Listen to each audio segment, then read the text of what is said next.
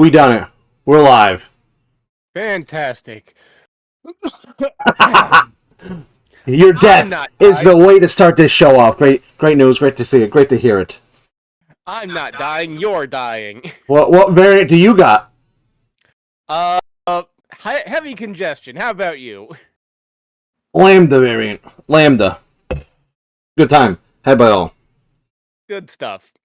So today, actually, I was gonna say we're done picking on Nazis who are too slow to defend themselves. It's like taking candy from a baby.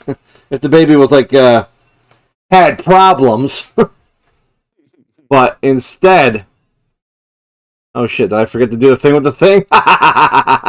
Oh fucking well. Don't mind me. I never do. In that case, wait, no, I did it. I swear I did the thing with the thing. Alright, I'm an idiot. Don't mind me. Alright. One last Nick Fuentes talking point. Okay. We got the mean comment of the week. Imagine sound effects. Post-production, there will be added. Oh boy. Alright. So, mean comment of the week. This is on our lovely Nick Fuentes, oppressed conservative or booger-eating, catboy-loving loser clip. Somebody added 2 days ago, all you guys streaming at once. Who's left to stock the shelves at Walmart? In that comment, I give the mean comment of the week. Yeah. What do you think? I honestly, of all the brain dead Nazi comments, I feel like this is the most intelligent, most thought out. So I'll give him his W. You know, the bar was low, but he raised it ever so slightly. I mean, I can only imagine the massive imagination that dreams of stocking a Walmart shelf. Or who would have thought the Nazis are sitting here looking down on the working class? You know, at least it makes sense. Yeah. It follows. All right. So we got our Nazi quota out of the way for now. And that leaves us with, let me go. Kaboom! The definitive top 10 video games of all time list. We are here to discuss that right here, right now. Okay. Are you ready for this shit? As I'll ever be. Tell me, do you have any experience with video games? Any at all? So no. What? Actually, that's a good point. If someone commented, a Nazi on all these shelves. This is 2,548 video games. What's their dollar value right there? Last I checked, hovering around the $69,000 mark. Nice. All right. I'm trying to imagine a way to make this transition pretty. It's not going to happen. So, well. Yeah, I think I figured it out. We'll hide our names temporarily. And then, what we do, close down this stupid shit, stop streaming. Just you and me. Just the two of us. We can make it if we try. Maybe we should check our physiognomy. You mention it. Look, not to brag, but I know I've got the most perfect skull. I'm basically, the genetic ideal. The big bad booty daddy, no shit. The genetic freak. The genetic jackhammer. Moral of the story, motherfucker. I know for a fact, my skull, so round, so symmetrical, all the things you want. Made of bone. The brain inside. Well, come on, guy. We're busy at Walmart. Smooth. Wow. Yeah, I don't got one of those gross, wrinkly brains. Alright, so, while we're at it, we got the list of son of a bitch. That list. List of honorable mention video games. All right. We got Sly 4, Thieves in Time. Why don't you tell me a little bit about this trash? All right, Sly 4, Thieves in Time. Obviously, fourth entry in the Sly Cooper series. It was after the original developers didn't really want to have anything to do with it, and it's basically everything good about the games put into one final title, which I genuinely appreciate, and as good as it was, there's one gripe I have with it, and it left the end open for like one of those cliffhangers. Will there be a next game? And it's been what? It's like 9 years now. Oh Jesus! So no.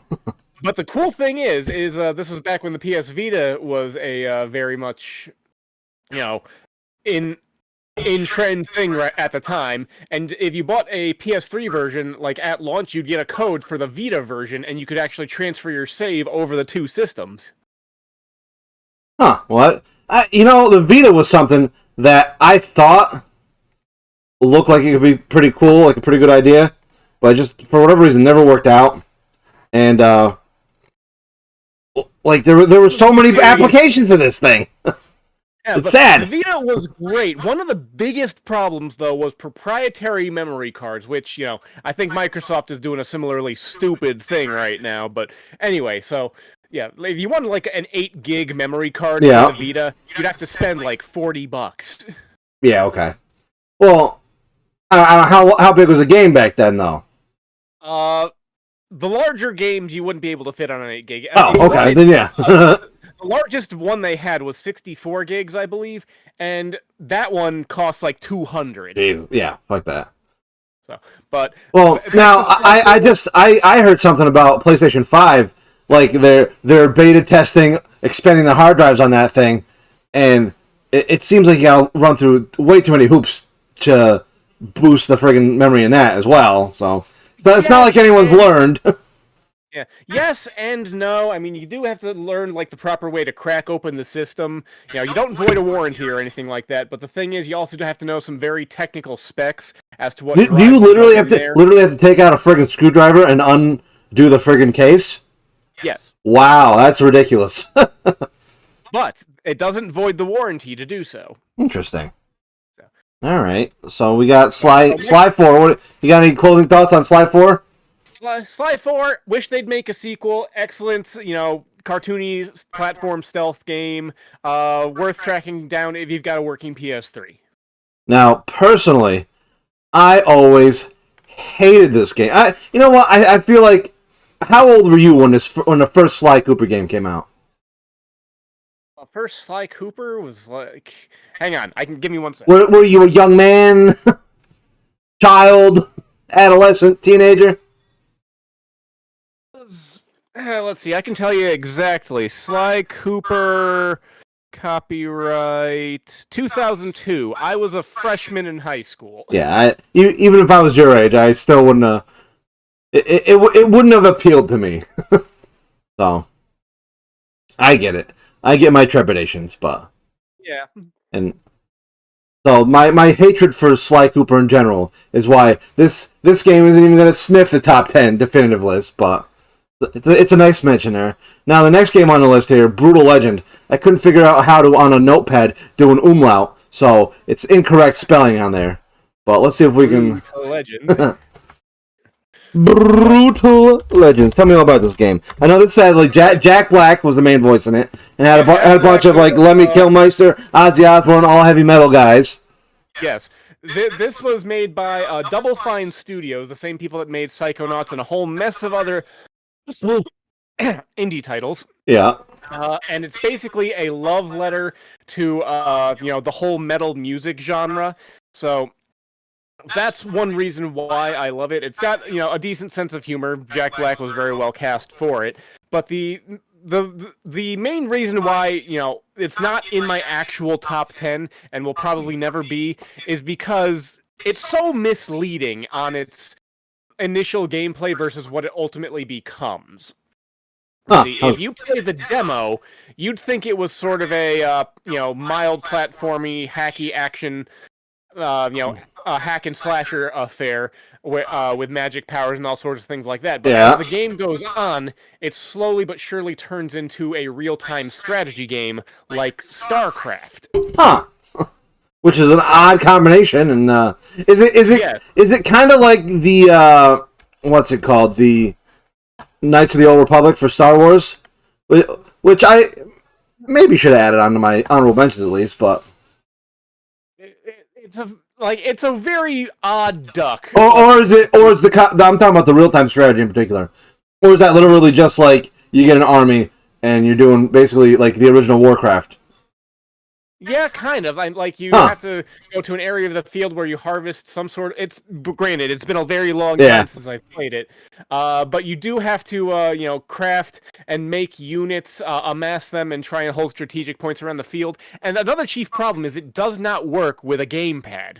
Like a PC, it works much better because you got all the keys and controls, stuff like that. But the last thing, and this is what really makes it weird, is that in spite of it being an RTS, if the battle's not going your way and you're having difficulty micromanaging stuff above the battlefield, you can say, you know what, screw it, jump into your battle vehicle and just start driving through the enemy things, and it almost turns into Dynasty Warriors for a second. So it's a nice attempt. I love what it was trying to do, but it does not quite work. Interesting. Yeah. Another note is Tim Curry plays one of the big bad guys.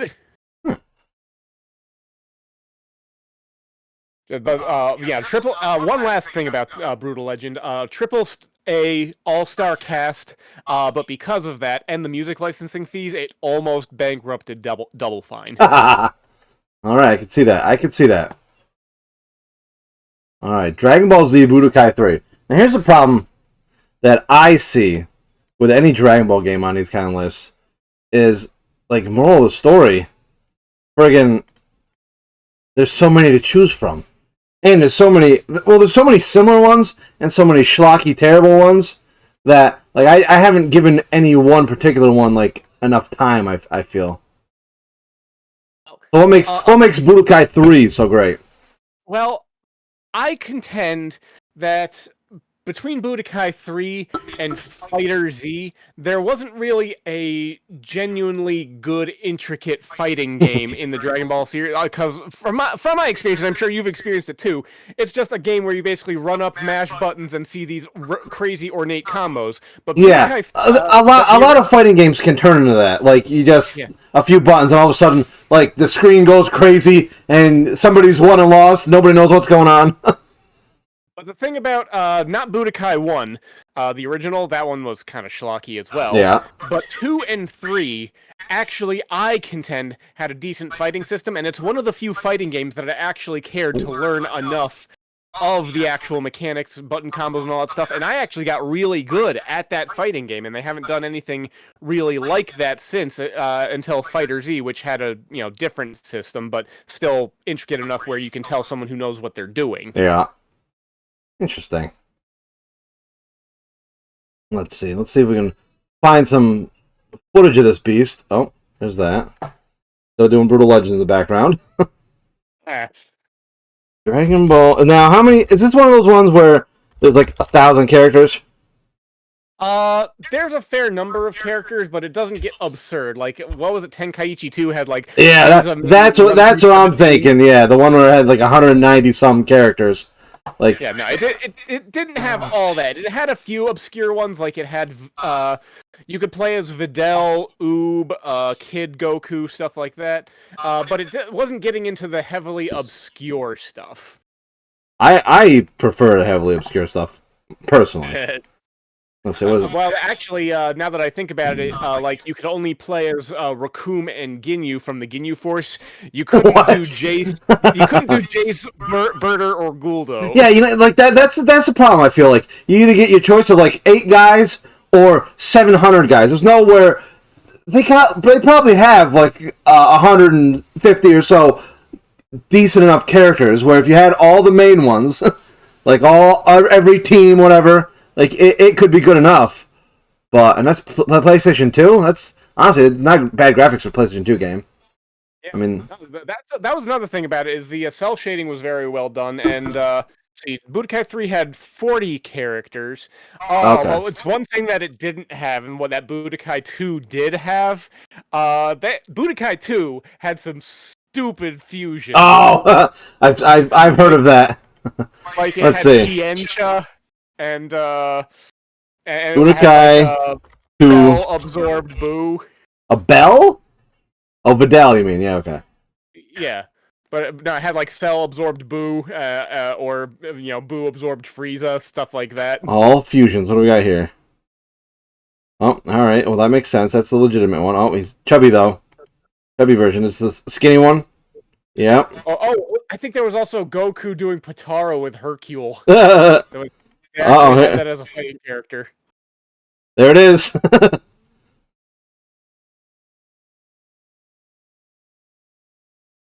Oh God, horrible.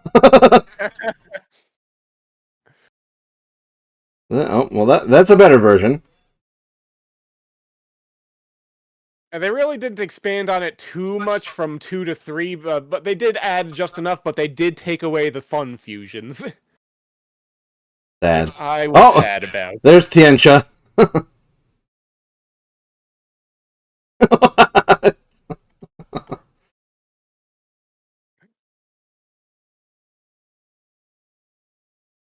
You guys are monsters.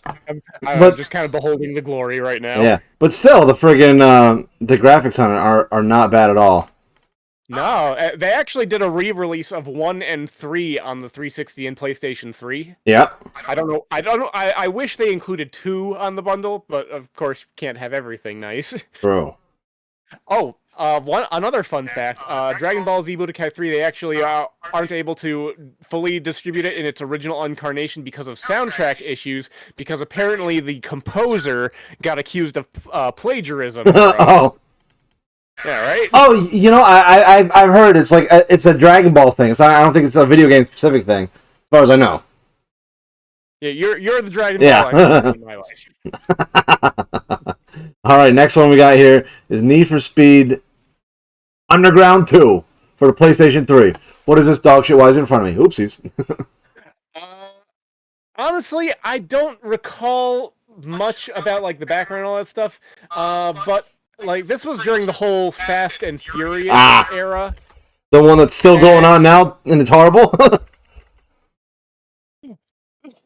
I can proudly say, I'm gonna look in the camera while I say this. I can proudly say, I have never seen a single Fast and Furious movie. I'm proud of that fact. Oh, I recently watched almost the entire series 1 through. Oh God. And it's not like if you can turn your brain off. I mean, there's definitely everything. movies where you can just sit there and be stupid for a little bit, and there's nothing wrong with that. But and I enjoy paying attention to it or having it playing in the background when I'm working out because it serves as a nice distraction because I hate working out, which is why I went through the whole series. But even with my brain in partial attentive mode, I was still furious at some of these things to the point where I screamed at my TV, "No, that is not how it works." But anyway, Need for Speed Underground 2, kind of hammy. Its story was told through like comic panels. Okay. But, honestly, this one, this is a PlayStation 3 game, right? Yeah, PlayStation 2. 2. Okay, I was gonna say I thought it was 3. But no, we got it as 2. Either way, the graphics not as good. They don't hold up as well as the friggin' Dragon Ball ones do. But honestly, for PlayStation 2, it's still not that bad. Yeah. Now, if anyone that went for a more realistic aesthetic rather than something stylized, they don't age as well. Oh no, absolutely not. All right, hold on. I love the car customization. I love the racing mechanics. The drift mode was also very fun. So. Okay. You give me 1 second here. Just let me check something real quick.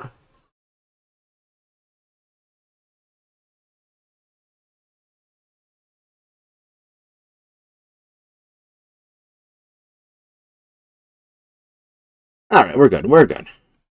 Fantastic. Beautiful, beautiful. Next, we got Fallout New Vegas. Now, I agree. Good game.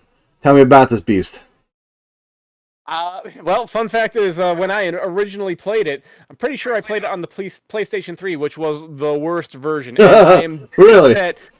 I'm dead set on going back and replaying this on modern hardware. Maybe I'll do like the PC version with some mods, or maybe I'll just do like a purist version on the Xbox One. But whatever the case, I initially, didn't care as much for it because I was one who appreciated much more linear structure. But looking back upon it, I can see a lot of the, make your own story and have a more organic adventure thing about it being the far more appealing. Oh yeah. Plus, I've actually replayed Fallout 3, and I'm like, God, this world is so boring in comparison. Yeah, no, I got the same issue. I got on a PlayStation 3. I to this day, honestly, I thought I didn't know there was a huge difference between the versions, but that's my fault for not looking into it. They patched the PlayStation 3 eventually, which probably is why we didn't experience the worst of it. But at its launch, if your save file got over a certain size, your frame rate would plummet. Oh, no kidding. I got this pretty close to launch. I might have been dealing with that nonsense, but yeah, it's definitely a good game. And up until recently, the Fallout games had always been great. So yeah, and this was a step above. And this one it's not a Bethesda original, correct? It was developed by who was it developed by? Obsidian, yes.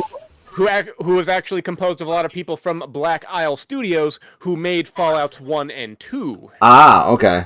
And there's what was the name of their space game that they released recently? That's like Fallout in space, right? Is it Outer Worlds? That's the one. All right. You got it right. That's Outer Worlds. All right. I actually tried playing Outer Worlds. Not bad, but I don't care for it. Huh.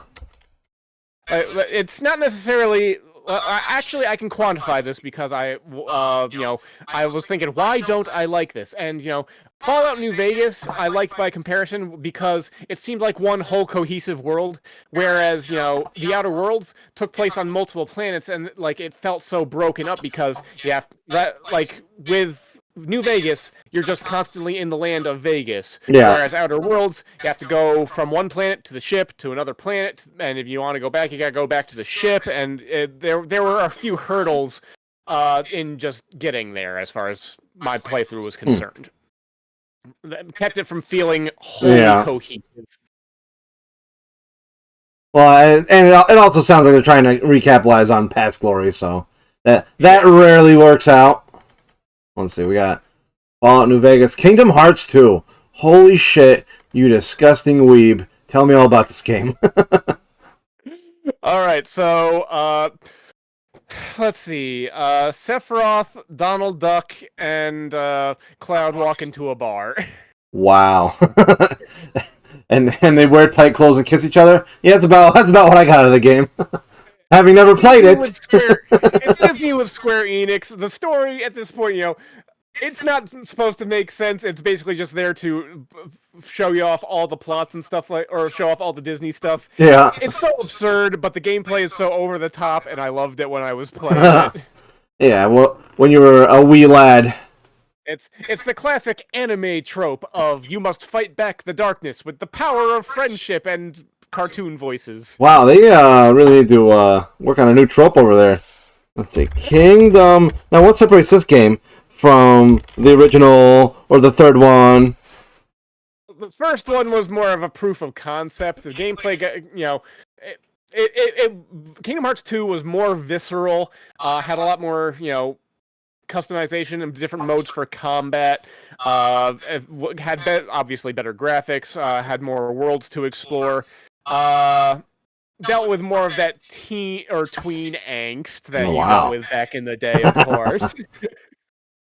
we need to have to come back. I miss teen angst. Yeah. It's either recently it's all neo-Nazis, the world literally ending around us, or fucking these new video games where everything's like hand fed to you. I assume this game's got a difficulty curve to it, and it hasn't reached the levels of today where it's like absolute dog stuff, is it? it had some challenging boss fights. In fact, the original had a fight with Sephiroth that was deemed like one of the top 10 hardest boss fights in all time in any number of video games you care to mention. But it's a girl. Now I couldn't try and recall the plot to you. I'm pretty sure I remember enough of it, but I'm not going to waste the time and brain cells just because it's going to get real stupid real fast coming out of an adult's mouth. Oh, this is Kingdom Hearts 2 HD we're looking at here. But I'm trying to find... I mean, it doesn't matter which version. Yeah. They're all basically the same game. There's Donald Duck. I was always seeing these little friggin' anime boys playing around. But here we go. We got some Disney characters now. You all right there? Just getting over some chest congestion. Hideous. Disgusting. What do we got? Yeah, I agree. Number the next. Dragon Age Origins. Xbox 360. What is that game even? Well, this one's by BioWare. Uh-huh. Same guys who did Mass Effect, the original Star Wars Knights of the Old Republic, Jade Empire. A lot of really good standout RPGs. They've since fallen by the wayside a little bit. But Dragon Age Origins was the first outing into the Dragon Age series, and in my opinion, probably still the best one. Now, did they make a game called Origins before they had, like, another game in the series? Is that what you're telling me? Not that I'm aware of. Dragon Age Origins is the first game. It had an expansion called Dragon Age... It sounds like if you name something Origins, you're planning on franchising this thing. Yeah, and to be fair, they did. they released an expansion like a year later called Dragon Age Awakening. Dragon Age 2, was a far more graphically interesting game. Had better textures and stuff like that, but the story was dog shit. But the big thing, and this is, I'm actually working on a video for my own personal stuff for, the Mass Effect trilogy, which has been remastered. Yeah. And BioWare, their strong suit up until, EA really dug their claws into them was building lore. Wow. World, now that's a battle armor. Like that V-cut any lower, you'd start seeing, whoa, what the... We're seeing some graphical fidelity issues in this game. The first one was more, again, a proof of concept, but gameplay, world, and writing-wise, I'd still say it's still probably one of their better games. There we go. Yeah. That's a bitch. I have never played this game, as you may or may not have been able to tell. You probably enjoy it. I'm pretty sure when it came out, I saw it sitting on the shelves. I was like, you know what? This game looks pretty interesting to me. But I just didn't buy it. Never picked it up. It's got the usual BioWare conversation wheel. You can make choices and all sorts of stuff like that. So, Wheel of Morality. Turn. Doom 2016. There we go. Now, well, let's do a side by side. You see on the bottom of this list here, we got Doom MS-DOS 1992 or whatever.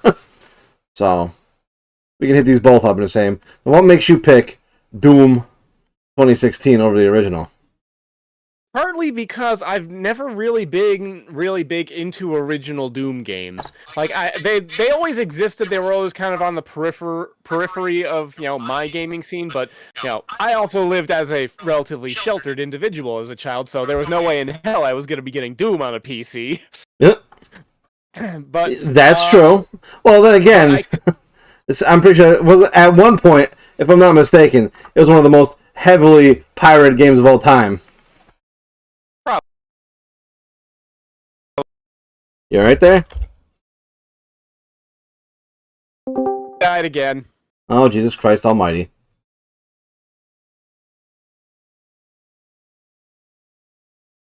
But yeah, so I've never really crazy big into like the original Doom, but I always knew about it, and I've experienced it since then, so I can at least appreciate where the series came from. Yeah, but and that's part of it. I mean, I don't know how we're basing this list off if we're doing the whole like impact on the world, but I mean, it definitely is one of the like landmark games of all time.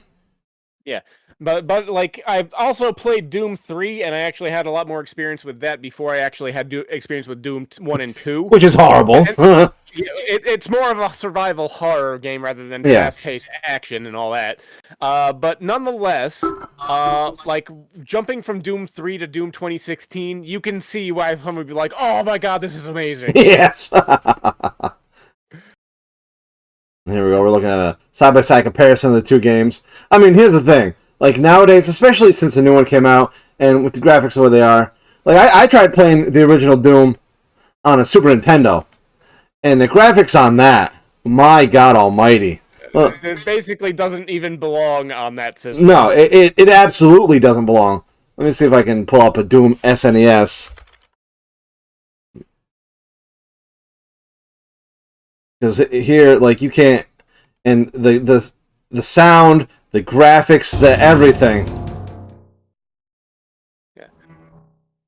And this is one thing that I like, why I was very fond of Doom 2016, and that I can sort of see a parallel with the original Doom, is that, story is there, and if you want to look if you look at this screen, like, on a Super Nintendo, like, that was walls, but it looked like you couldn't tell if there was monsters back there or what. The graphics are just so choppy, and it does not work on the system at all. So, even though that's how I got into it, like, you can tell, like, at least optimal version.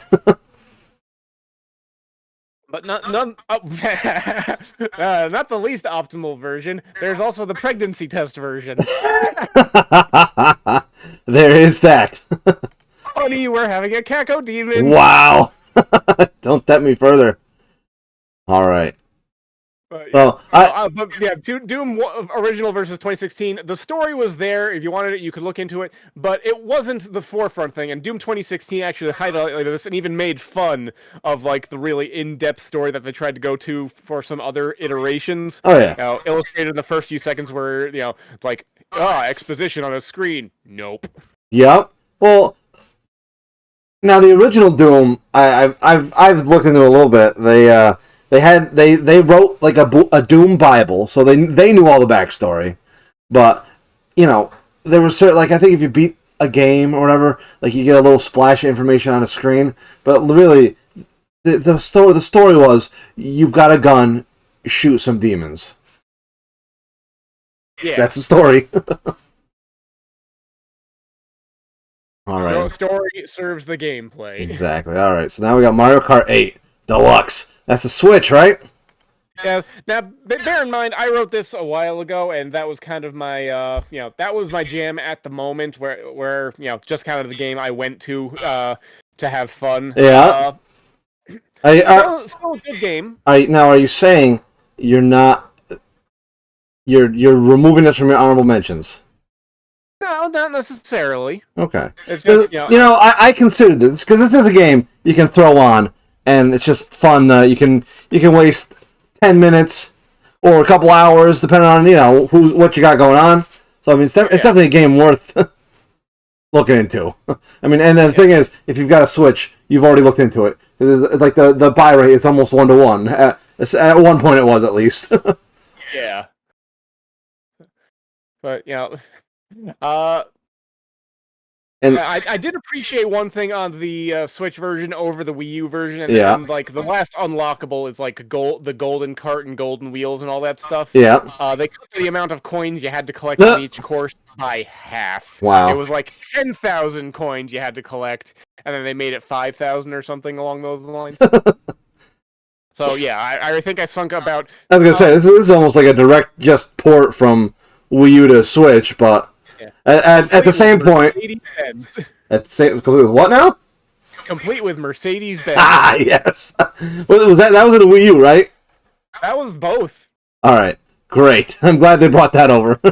That marketing campaign. Well, yeah, and they didn't have to update it all because nobody bought the original because nobody had a Wii U because it was horrible. So when they made a successful console.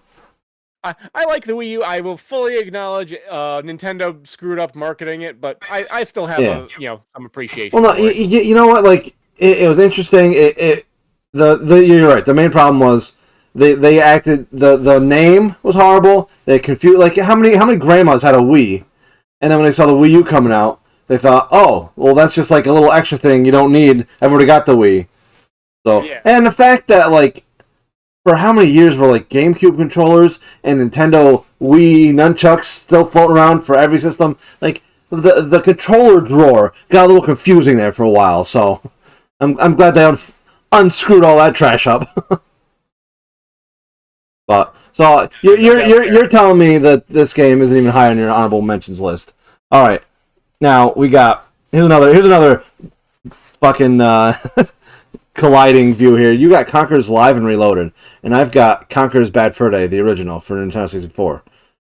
And I can tell you why. Tell me. I've never actually played the original. Well, that's where you're wrong then. So we're gonna go ahead, and I will fix this for you right here. Oh, let me get rid of those names. Oh, God, I'm making a mess. All right, we will go ahead and erase the new one. Because as far, like, it was, like, sold like it was going to be, like, the unedited, you know, meaner, nastier director's cut version. And that doesn't even matter. The moral of the story is they, like, actually edited more stuff for the re-release, which is kind of an odd way to do a director's cut. But the main thing that they lost from the original to the new one is the multiplayer games. And the fact that you could do Squirrel versus Teddy Bear D-Day, and the fact that they had one minigame where you chose to either be the Teddy Bear Nazis or the French Rebellion Squirrels, okay? Now, the whole point of the game was the Teddy Bears got the friggin' machine gun in a turret, and the French Squirrels got to sneak across the battlefield into the trench and escape through the bullets. And greatest game of all time. Like, next time you visit, me, you, and the Ghost of Road Warrior Stu are going to play freaking Conker's Bad Fur Day on Nintendo 64. And you're going to change your mind. So I've taken the new one off the list. I still like Conker, just because I've seen his new skin. Yeah, and but I also enjoyed playing, like, again, I live sheltered. It was like one of my first genuine exposures to vulgar video games. No, and honestly, like, yeah, it would have been nice. Honestly, if they would have redone the game with nicer graphics and just left everything, they could have edited out the curse words. That would have been fine. Left the mini games in, that would have been the way to go, and you would have been correct. But you are objectively wrong. So we'll go from there. Okay. All right, and then your last honorable mention here is Okami. What in the hell is even? Well, you know, let's real quick. We'll get a quick view at the Conker versions comparison. I spelled that wrong, but here we go. Actually, hang on. I gotta check my copy of the Rare Replay. One sec.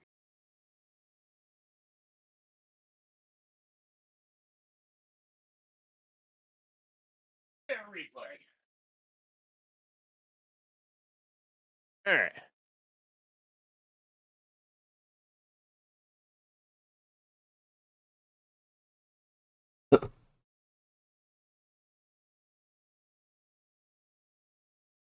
What do you got in the Rare Replay there? All right. So Conker's Bad Fur Day is on the Rare Replay. Yeah. Not the remastered version, or not the Reloaded. The original one is on the one you can get on Xbox One. Really? Does it have all the multiplayer options unlocked? That's a good question. That is the whole game. Like the campaign is great and it's fine, but for the most part, I believe, other than like 5 minutes in, there's like a gargoyle or something that like comments on how there's slightly different things in the story. There's really no difference in the story. But so the campaign's fine in both games. The main selling point has got to be the multiplayer games. Okay.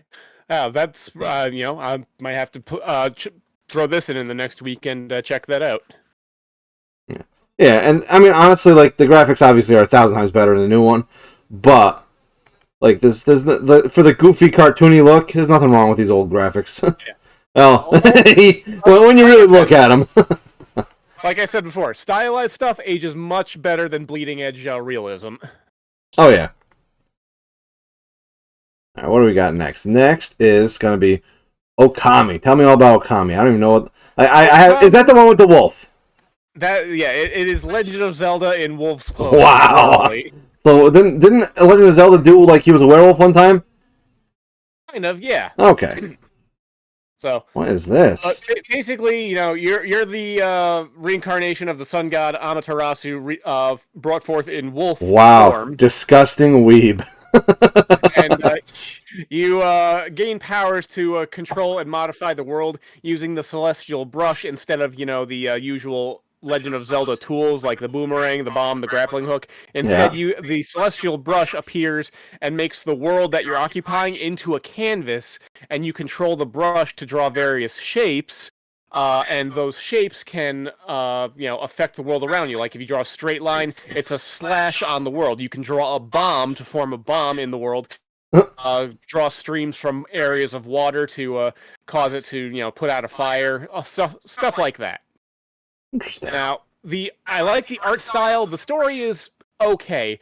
There's a problem with Okami, which is why it's not in my top 10. Yeah. And that's the story is very slow. And at one point it becomes a little bit convoluted. I've played it like 3 times over, and I've never been able to complete it without at least consulting a walkthrough once just to figure out where I'm supposed to be going. But it is a long game. Oh, jeez. Yeah, like a standard playthrough, if you want to get all the collectibles and stuff like that, like around 50 hours. Damn.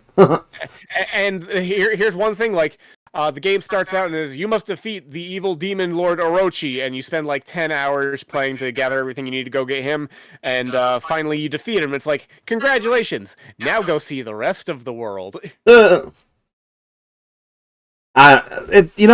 doesn't look appealing to me.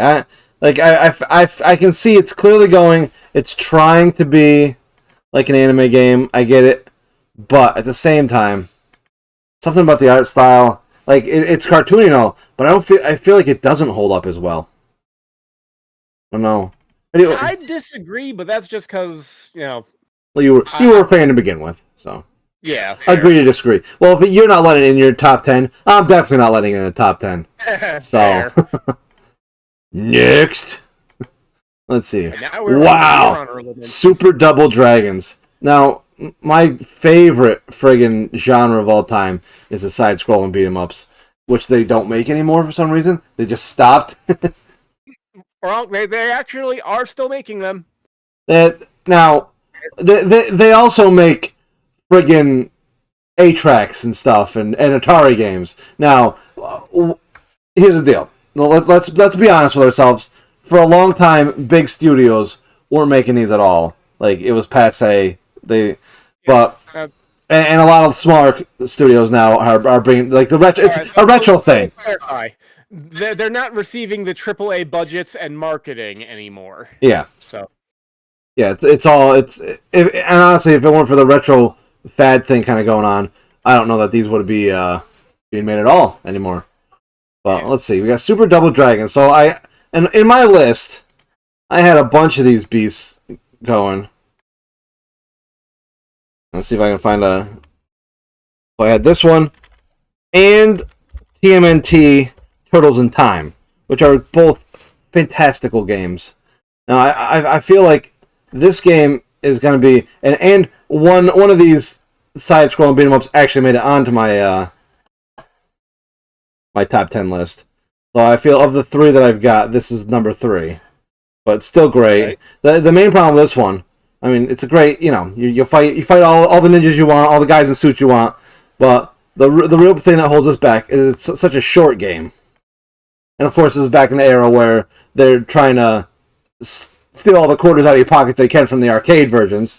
So it's not optimized for the Super Nintendo where you get your money's worth. Yeah. So there's this one. That's the one, and we'll do Turtles in Time, which is also. Go ahead. Sorry, there's one side-scrolling beat 'em up that I genuinely appreciate and would love to be able to have on a regular basis. Licensing issues are preventing that. That's the Simpsons arcade game. That is a good one too. And honestly, like that's a Capcom game, right? Konami, actually. Oh, Konami. Is this one? Well, yeah, let's see. Let's see what this one is.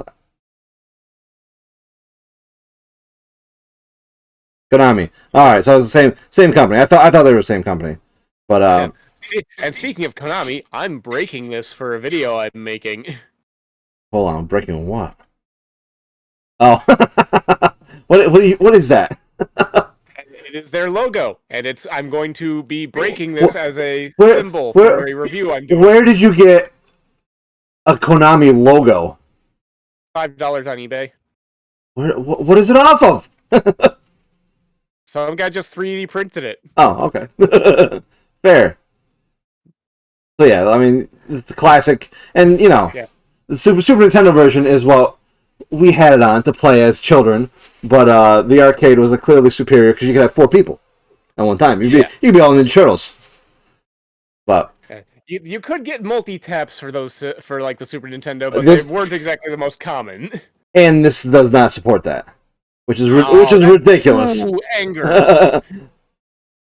All right, so we got Turtles in Time, and then GoldenEye 007. Same way. The original. I appreciate that game. The same way the original Doom was pivotal to first-person shooters. GoldenEye 007 really started the whole multiplayer craze with these games. Although, gotta be honest, it's the one game that's not on the Rare replay. That's probably due to licensing issues, and languish over it. No, there's so many. I think the original game was supposed to have all the different James Bonds as playable characters, but they couldn't even iron out all the licensing issues. So you only got Pierce Brosnan. Well, theoretically, you can still access them with cheats in. Well, yeah. But supposedly Nintendo the thing was that realistic snow. Nintendo's like, we're not bothering with that. Just yeah. Pierce Brosnan, please.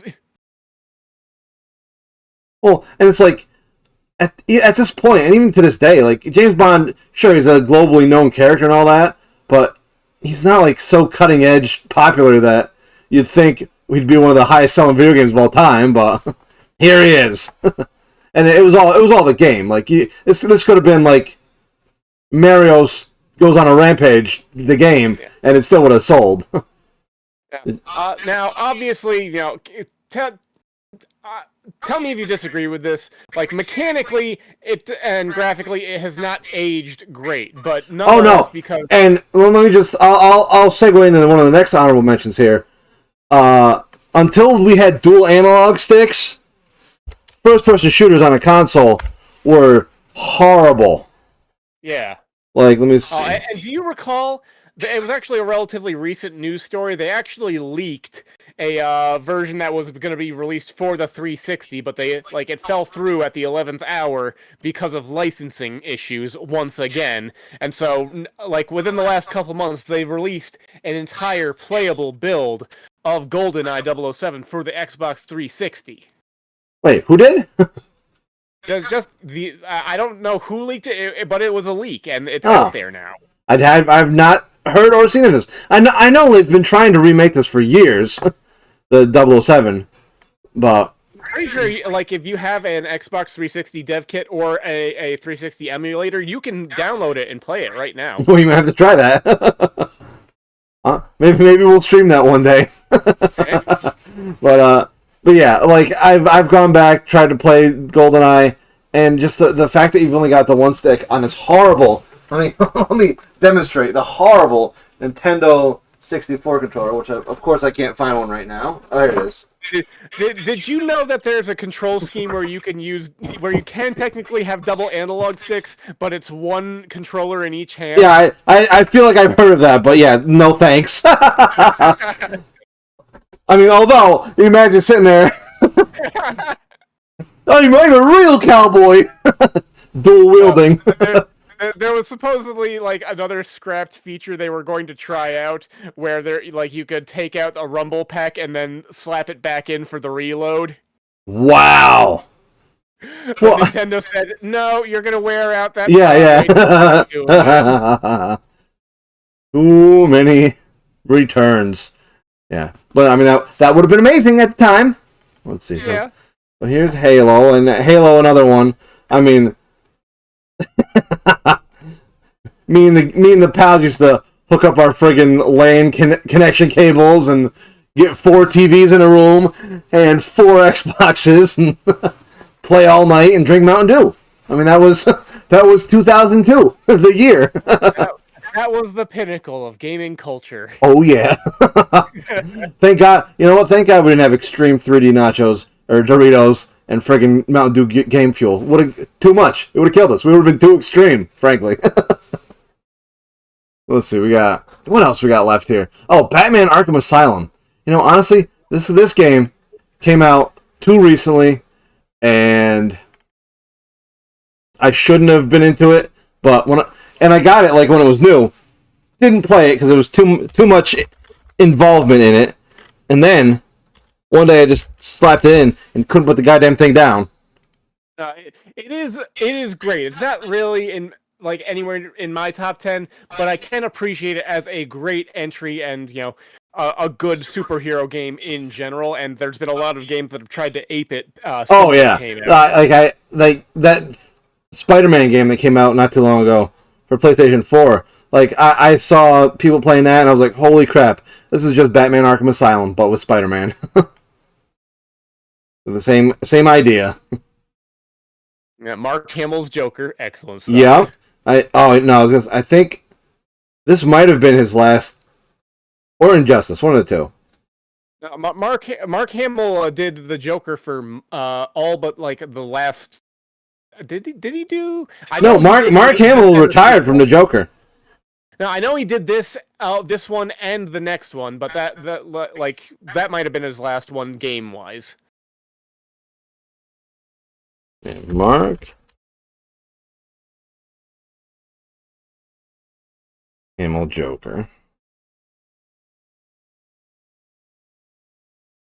He is an excellent Joker, though. Oh yeah, honestly, it's like he might be the definitive Joker, which is you got so many people portraying the Joker, winning Oscars for God's sake.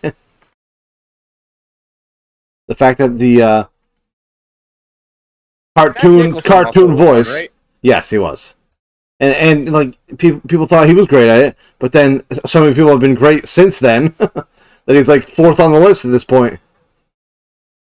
Except Suicide Squad, Jared. Yes. At least he's hitting the bottom. Well, it's between him and the guy from the 60s version. But even the 60s version was goofy and shit, but still iconic. So I'm pretty sure Jared Leto is #1 most horrible Joker of all time. Maybe that'll be a future episode, ranking all the Jokers. Fair. Oh, apparently I know I've seen him say he's retired as a Joker before, but I'm seeing him after Arkham Knight. He did a cartoon version, The Killing Joke. So he's a liar. The man's a liar. Is the problem. Okay. So. Or maybe they just said, "Hey, how would you like? Do you like money?" All right. Oh, we got Ultimate Chicken Horse. There we go. We're getting down to the end of the. That's a go. I agree with you on this one. Oh, agree. This might make, due to our agreeing, we might have to put this on the ultimate top 10 list of all time. But let's see. For those that stumble across us talking about this and don't know what it is, Ultimate Chicken Horse is a platformer where you and whoever you're playing with are given control over one item, and you have to try and construct a path to get yourself to the end goal of a platforming level, while also making it incredibly difficult for everyone else. Yeah, we're looking here. No winners, so they've built a death trap. You pick your obstacles. You got a certain time to plant your obstacles. And the trick is to see who, if anyone can, be the first to make it to the end of the level. Yes. Let's see. Enough moving stuff around. Let's see some guys jumping a cliff. Oh, here he goes. Chicken's done. Horse is waiting. He's being dead. Road Warrior Stu needs to not win so much.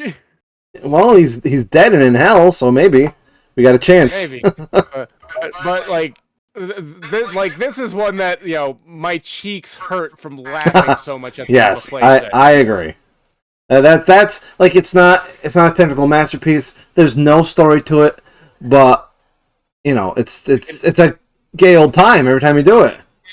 It's like Mario Party with the infuriating stuff taken away. All right, let's see. The way you just described that makes no sense to me, but I'll go with it. Mutant Football League. Have you ever played this game, Gee? I've heard of it. Whoa. Is there a new one? Oh, shit. I might have to check out the new version. I'm talking about Sega Genesis here. No, I remember there being one for like 360, I think. Yeah, well, the real classic is a Sega Genesis, obviously, 1993. To be fair, I haven't really played many sports games outside of like Mario Sports. Now, I'm going to stop you right there. And absolutely, like, there's the Maddens of the world, and there's shit like that. But the best sports games are always the ones where you're monsters, or cartoon characters, or SpongeBob, or Mario, or something like that. Like, those are the best ones. Fair. Let's go back and see. What, did I pause it? Oops. So in this particular game, you're playing football, like you do. But isn't this like with Warhammer races or something? No, you're thinking of Blood Bowl. This is slightly different. But you're like aliens or something crap like that. There's like skeletons, goblins. There's like actual xenomorphs, and so you're playing football. But hey, it would be nice if they showed it. Oh, he just jumped up. All those guys got sucked in a vacuum of space. So, you do run a risk of death from football. Okay. You can bribe the referees. Like, it's just a great game. Doesn't take itself too serious. And me and Road Warrior 2's Ghost, he was not a ghost at that point. But we were playing for fun one day, and we actually had like the most intense strategy football game of all time on Mutant Football League that I won on a last-second field goal. So it was like a dramatic action football game where I bribed the ref a couple times. Half of our teams died from decapitation, so it was a good time had by all. Oh, God in heaven. That was great. So there we go. There's our honorable mentions. Okay. We got Sly 4, Brutal Legend, Dragon Ball Budokai 3, Need for Speed Underground 2, Fallout New Vegas, Kingdom Hearts 2, Dragon Age Origins, Doom, Mario Kart 8, Okami, Super Double Dragons, GoldenEye 007, Batman Arkham Asylum, Conker's Bad Fur Day. We got Live and Reloaded. That was dog shit. Halo Combat Evolved, Teenage Mutant Ninja Turtles, Turtles in Time, Ultimate Chicken Horse, Mutant Football League, and the original Doom. Those are all the winners we got. So before we get in, should we save our we've seen each other's lists to a degree. Should we save our consensus for the top 10s for last? Obviously, yes. And as a matter of fact, what we're going to do, if I can find a stupid thing, is we've got several... Oh. Alright, so here we're going to, without his permission here, we're going to do Mr. Miller's top 10. Okay. And we will scrutinize it. Hell yes. Actually, you know what we're gonna do? We're gonna do all of them. I think what we're gonna do is we got my top 10, we got your top 10, we got Mr. Miller, and we have the Ghost of Stu's top 10. Okay. So let me go ahead and do all this. So what are your thoughts on our honorable mentions there? Anything you think might possibly be bumped up into a consensus top 10? Well, I don't know. Again, Fallout New Vegas is one that I fully intend to go back and reassess with new eyes, because I haven't played it since like 2000, what 7 that came out, 2008? Yep. So that's well over a decade at this point. Yeah, no, and a lot of the games that I've been looking at are games that like I just happen to have a copy of, and I just happen to put in a Retron 5. So who knows what classics of yesteryear I've forgotten. One that's lower on my honorable mentions, but I just want to shout out is Sonic 2. Just that because my first ever system was a Sega Genesis with Sonic 2 as a package. True. You know what? I was thinking that too. I think on an earlier version I actually did have that in my honorable mentions. So Sonic the Hedgehog 2. Let's go ahead and pull up a little demonstration of Sonic the Hedgehog 2. Oh, I kept going back and forth between Sonic the Hedgehog 2 and Sonic the Hedgehog 3, but I think you're right. The only good thing about 3 is you get to be Knuckles. If you got the Knuckles attachment. Well, yeah. Also true. If it weren't for that nonsense, if the whole game would have shipped as a game, then maybe we'd be talking about Sonic the Hedgehog 3. Go towards making your very own Sega Genesis Tower of Power. Have you ever seen that mess? No, have you ever seen the mess where somebody takes Sonic and Knuckles and just makes a stack of 100 Sonic and Knuckles cartridges back to back to back to back? It's Knuckles and Knuckles and Knuckles and Knuckles and Knuckles. So many Knuckles. Wow. That's what she said. I don't get it. Let's see. We got Sleegmar. Don't mind me. Alright.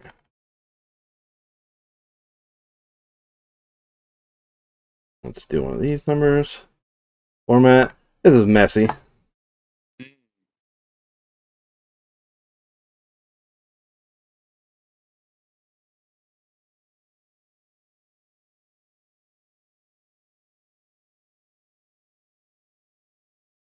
Alright. Sleegmar's top 10. Alright. Okay. So, for my 10th best game, number 10, I have decided. If I can... Watch Mojo graphic. Wow. Wow, what a good game. I'm good at this fucking... Never mind. I was worried that we sucked, but we're good. We're good. We got me. River. Oh, that's not how you do capital R. River. God damn it. River City Ransom. Okay. NES. Have you ever seen or played this game, Gheeotine? Yes and no. I've played a variant of it. Wow! Xbox. Is it that was pornographic? Also a good version, but no, I know the game. I know what it looks like in its original incarnation. I've since experienced it at least once, so I do know about it. Now, the reason this is on here, I don't even know if I've got another side-scrolling beat 'em up, but no. As opposed to you got the Turtles in Time or Double Dragons. Is because this is an earlier game, so you don't expect much. But this game, here you see them using weapons, getting money. They speak on the bottom, for God's sake. They got voices. But the amazing part... One sec, I just have to be sick off screen. I'll be right back. Okay. But the amazing part about this game was, if you collect all your money, you actually can go into these shops, and it's got RPG elements to it. There you go. Here's somebody buying something. Alright, I'm good. Let's see. I saw a shop. Here's a shop. So yeah, you can actually take your money and buy upgrades to your character. So for a regular Nintendo NES game, like, this is so advanced for its time. And so deceptive depth under a unassuming facade. Yep. And of course, as with all my video game experiences, I've me and Stu, one fateful Easter night on a friggin' I think it was on a Wii. I don't know, one of those virtual consoles. We decided to just hook this up, and you play through the game, and the whole time the characters are warning you about the infamous Dragon Twins. And boy, you better watch out. They're gonna beat your ass. So me and Stu fight our way to the end. We meet the infamous Dragon Twins. Stu gets on one side. I get on the other side with the infamous Dragon Twins in the middle. And we both got lead pipes. We just sit there. boosh, boosh for like 5 minutes, and they just died. They didn't even get a punch off. So it was a great ending to a great game. I think I'd like to see that. It was a miracle, is what it was. So let's see if they got the infamous Dragon Twins on here. Oh, I think you have to fight your brother at the end. Oh, yep, here they are. Infamous Dragon Twins. Oh, see that looks like it would be tricky with one guy.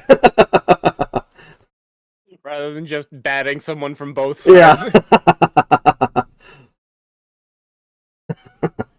All right. So now, we'll do Mr. Miller's top 10. Okay.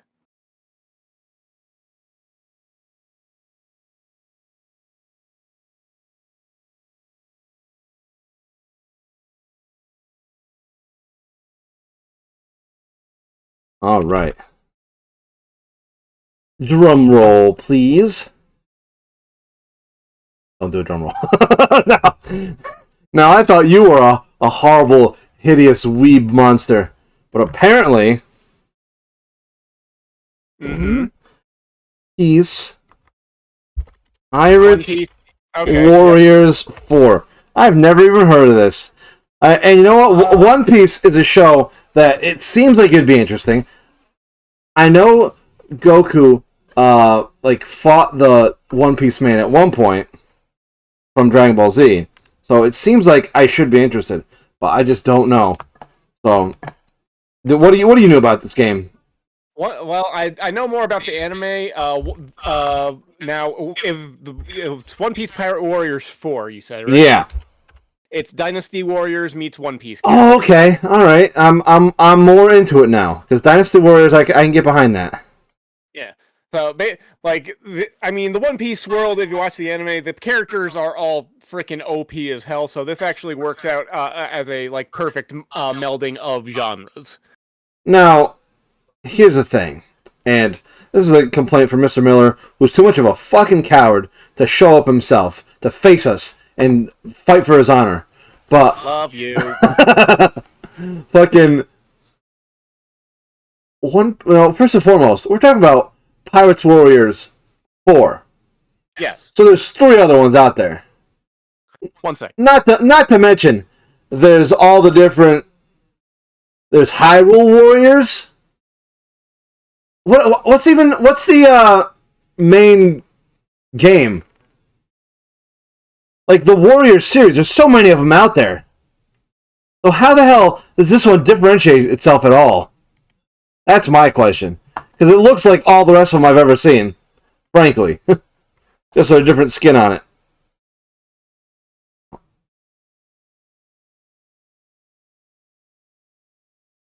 You are free to judge now. What do you got there? Wow, you are disgusting. So no, 2 of these aren't even released in the States, so I had to import them. Which ones? Pirate Warriors 1 and 2.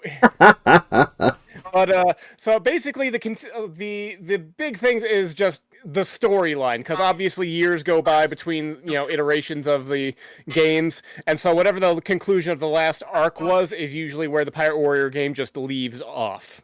Okay, so now so this has been going on for years, what you're saying? Yes. All right. Well, you know what? Unfortunately, I don't think Mr. Miller is going to be influencing the grand total top 10 with his choice of Pirate Warriors 4. So, I think we're going to survive. Excuse me.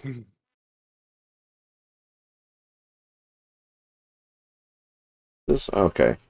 Road Warrior Stews. Top 10. Here we go.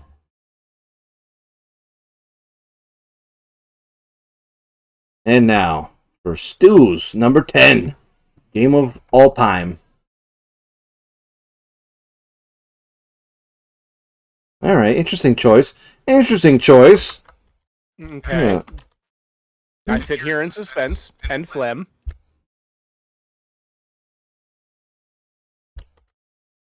Fantasy Star Online. Have you ever played that game, G? I remember him spending several hours playing that with his favorite ham-smelling creature. The legendary El Hamon. Let's get this Pirate Warrior shit off the screen. I can find the button. There it is. Tried it myself once. Didn't really see the appeal, so I usually just play something on a Game Boy or DS while they were doing that and just kind of sit by the wayside, enjoying the company. There we go. Can't really say much about it. No, he dragged Stu and the Ham Beast. Dragged me into quite a few of these games, and you know it's a fun little game. I mean, and here's the thing: this is one of those games. Like the graphics look horrible. This was supposed to be realistic at the time, but somehow, some way, this game, like you could. I'm sure me, Stu, and Ham Beast, the ghost of Stu, obviously, could all get together and play this for a little bit and still have the same quality of fun that we had 20 years ago. So it's an odd one. It was also it was an early attempt at a console MMO, wasn't it? Yeah, and I mean it worked. Yeah, but that's part of the problem is like I've tried on multiple occasions to try and get into MMOs, and after a while, like I've just realized the genre does nothing for me in their current incarnations. Well, I mean this one definitely it's nothing like World of Warcraft. It's not one of the. I mean, it's probably grindy in and of itself, but it's. I find it much more enjoyable than the Warcraft. So. Okay. I can see where Stu's coming from. I can already tell by your voice you're not as impressed as I am. So I don't think we are going to be seeing that in our top 10. Yeah, fair. Although I would put that in my honorable mentions if I had thought about it. That's not one of those. I haven't played it in 20 years, so I forgot about it. Gheeotine's top 10. Are you in suspense for this one? I would hope not, you moron.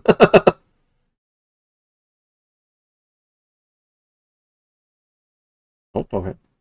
I thought we had something cute coming up. Oh, I know what's cute's coming up. What is this dog shit? Burnout 3 Takedown. Ew. Ew.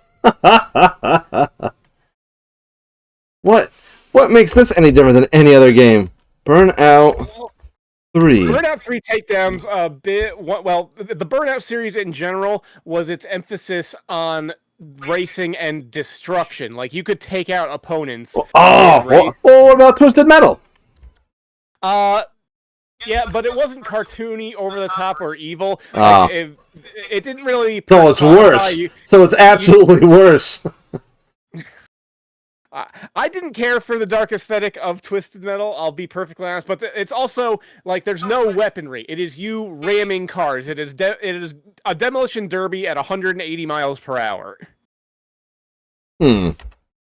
So it's got racing elements to it, is what you're saying. It's got, well, there's multiple modes. There's standard race, where you can or take out your enemies or opponents for boost gauge, so you can, nitro to the front of the pack.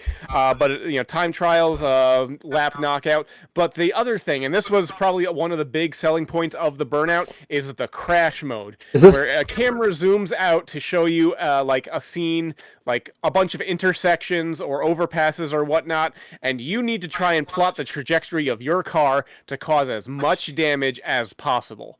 And there's like pickups throughout the map where that'll like cause explosions, multipliers, cash pickups. That's what I genuinely love about Burnout 3 Takedown, but also just like the visceral nature of the crashes was amazing to watch. Yeah, there's a crash on screen now, and it's just explosions and slow motion explosions. So. Like, I distinctly remember playing a demo for this back when video game stores had interactive kiosks, and they weren't being abused as babysitters all the time. And I distinctly remember irritating one of the staff members for the store because I caused a crash, and I just remember not even realizing, but I audibly started making noises in the store, like. oh wow, and it's that's when I was sold on this game. You're a sick man. Is what your problem is. But good. So who isn't? Here's the other thing. When did this come out? 2004. So I was 16 at the time. Probably not a good influence on the guys considering a car. Doxed.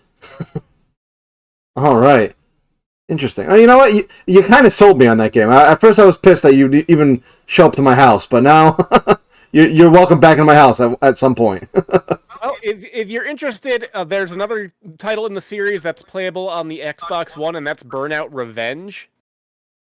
So I'll have to track down a copy for you sometime. Okay. All right, let's go. Mr. Miller's 9th most best game of all big time.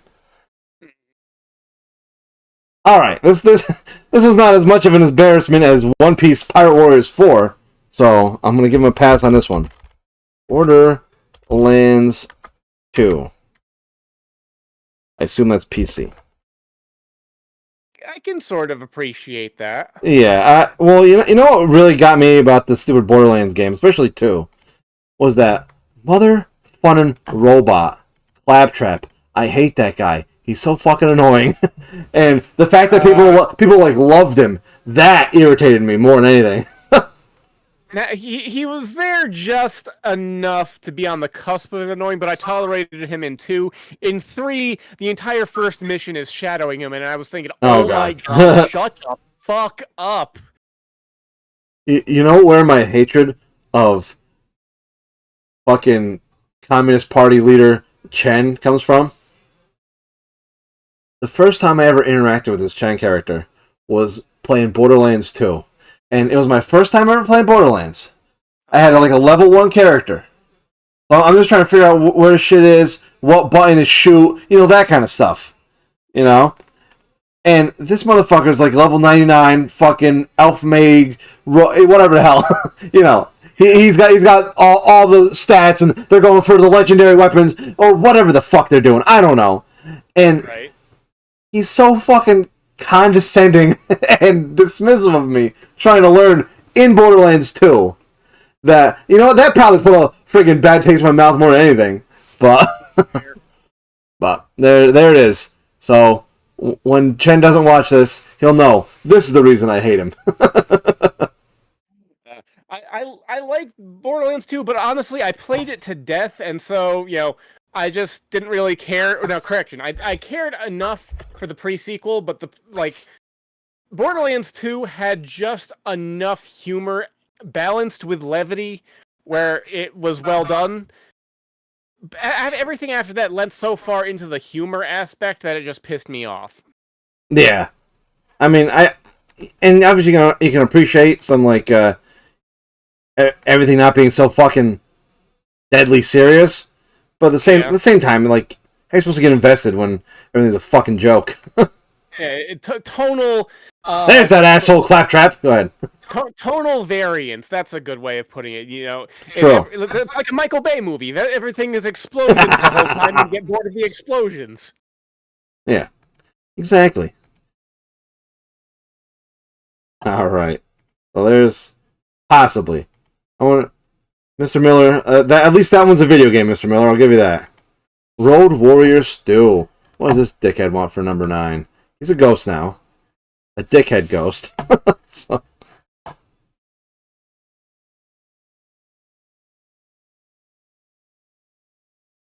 Alright, let me do some tab buttons there. Alright. Road Warrior Stew. The number 9 video game of all time. Oof. This one's in a running for best game of all time, I feel like. It might be 4 out of 4. We'll have to check Mr. Miller here. But we got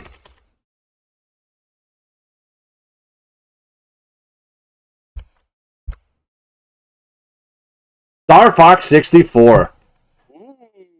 The first mention, but spoiler alert, not the last mention. Yeah. All right, so I think we can play a little bit of footage here, but I think we'll save most of the Star Fox discussion for big time Star Fox. We'll save that for where we think it's highest up on the list then. Yeah. Well, when it's in the top 10 of all time list, we'll dive deep into it a little bit. Yeah.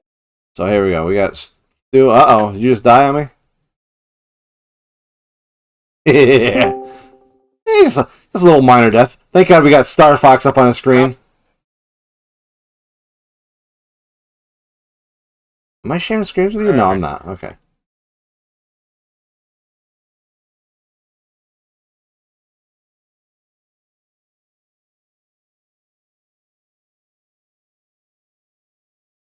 All right, done dying?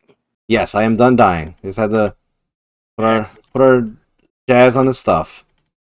There we go. We got jazz stuff. All right. Gheeotine, number 9.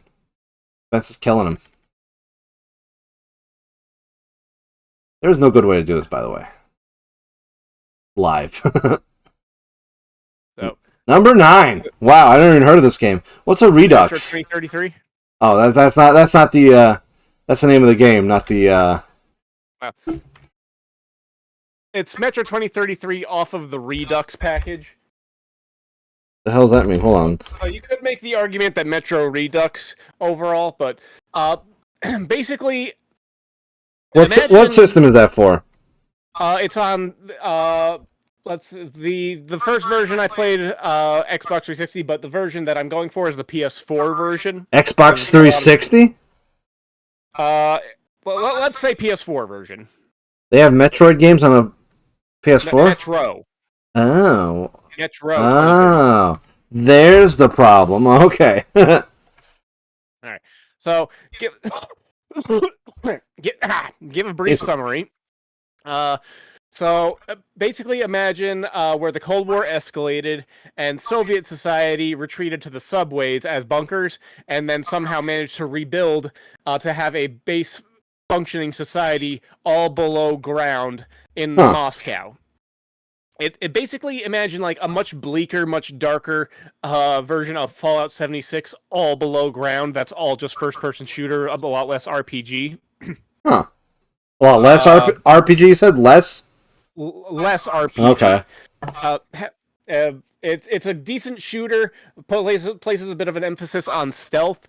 Has a very interesting mechanic that I like. And there's in this post-apocalyptic world, obviously humans can't stop fighting each other because they never will.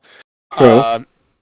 But there's like standard ammo you can use to just do damage to opponents, but then there's premium ammo, pre-war actually well manufactured ammo nice. that acts as currency for the world. So it becomes a matter of how well do you want to be able to fight versus how much do you want to be able to stock up on supplies to survive future encounters. So now, I found that really compelling, and like there's a few psychological aspects towards the end of the first Metro 2033 game that like when I first experienced them, I was like, whoa, like and this game did not make the top 10 list, but yeah, the game that really had a moment like that for me was the first Modern Warfare game, Call of Duty. Yeah. Like you're going through wherever the fuckistan in a helicopter, and all of a sudden a nuke goes off right in front of you. And Modern Warfare, yeah. Yeah, and just the guy dying as he watches a nuclear explosion, like that's like holy, yeah, that's a moment. and like I've read the book for Metro 2033 as well, and there's like supernatural aspects, there's horror elements. It's like now actually I contend. Are these elements in the game? Yes. Okay. So I'd actually, now a lot of people get angry because it's very linear, but I would contend that like Metro 2033 is almost a perfect base mixture of survival horror, first-person shooter, and walking simulator for the atmosphere that it can set up. Huh. Like there's actually one point, not trying not to spoil here, but there's a point where you're led through the tunnels that is like you can actually see spirits walking on the walls, and your guide is telling you, "Don't shoot, stay on my back, or you're gonna die." And like, if you set yourself up with the right mental attitude for this scene, it's chilling. Huh? No, I mean it definitely. I've never heard of this game, which is distressing me, but it does from what I'm looking at the little clip we have playing, like, it looks like something to check out. I mean, honestly, that's what I like the most about the Fallout games is the atmosphere, and it looks like this has the atmosphere, but with like without all the game crashing bugs and with like good gameplay, maybe. It's made by 4A Games, which is a Ukrainian studio, so they are quite experienced with a with post-apocalyptic, yeah. Well, I mean, at this point, when you mentioned walking simulator, yes, any post-apocalyptic game is just gonna be like The Sims or whatever, life simulator. All right, so now moving on, Sleegmar's top 10 number 9 game of all time. Let's see, gotta tab these bitches. Because the format didn't work out too right. All right. Number 9. Of course, I gotta go look up my own list because I forgot. Oh, wow. What a goddamn legend. I'm a legend. My game. You know what? We just might just get rid of all your guys' friggin' lists and go right with mine. Give me 1 sec. I'm just going to get a glass of water. All right. We got Softball Tengoku. Yes. Now, do you agree with me, or do you just see that one come a mile away? That's the real question. Both. Oh, wow. Let's see if we can... Softball Tengoku. There it is. I'm unmuting it so we can listen to the song. It is an absolute travesty that they did not release this in its original form in the States.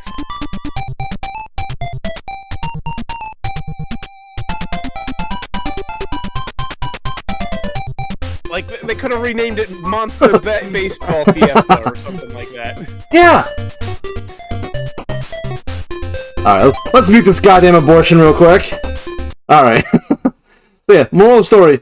You're playing baseball, and you gotta pick between werewolves, and Frankensteins, and foxes, and eyeballs, and a cup, and a monkey, and Mike Tyson, and Arnold Schwarzenegger. I mean, what more do you want out of life, frankly? And if I know I'm not mistaken on this, but each one has stats that like definitely suits them for different roles around the field, and you can actually put a fair degree of strategy into this, right? Oh yeah, it's like the River City Ransom. Like this game is like an '80s game. Like look at the graphics; you can tell it's an ancient game, and like the amount of depth to it. Like yeah, like everybody on the field's got a different arm strength, and it's not random. Like it's assigned to this character. They got different pitches they can throw. They have different speeds. Like, just, there's a lot to learn on this horrible mess of a game. Like, if they ever upgraded this to, like, decent graphics, like Mario Baseball style, like, this would be the greatest game of all time. Like, we would stop, the video game industry would end. There would be no more reason to create any more art.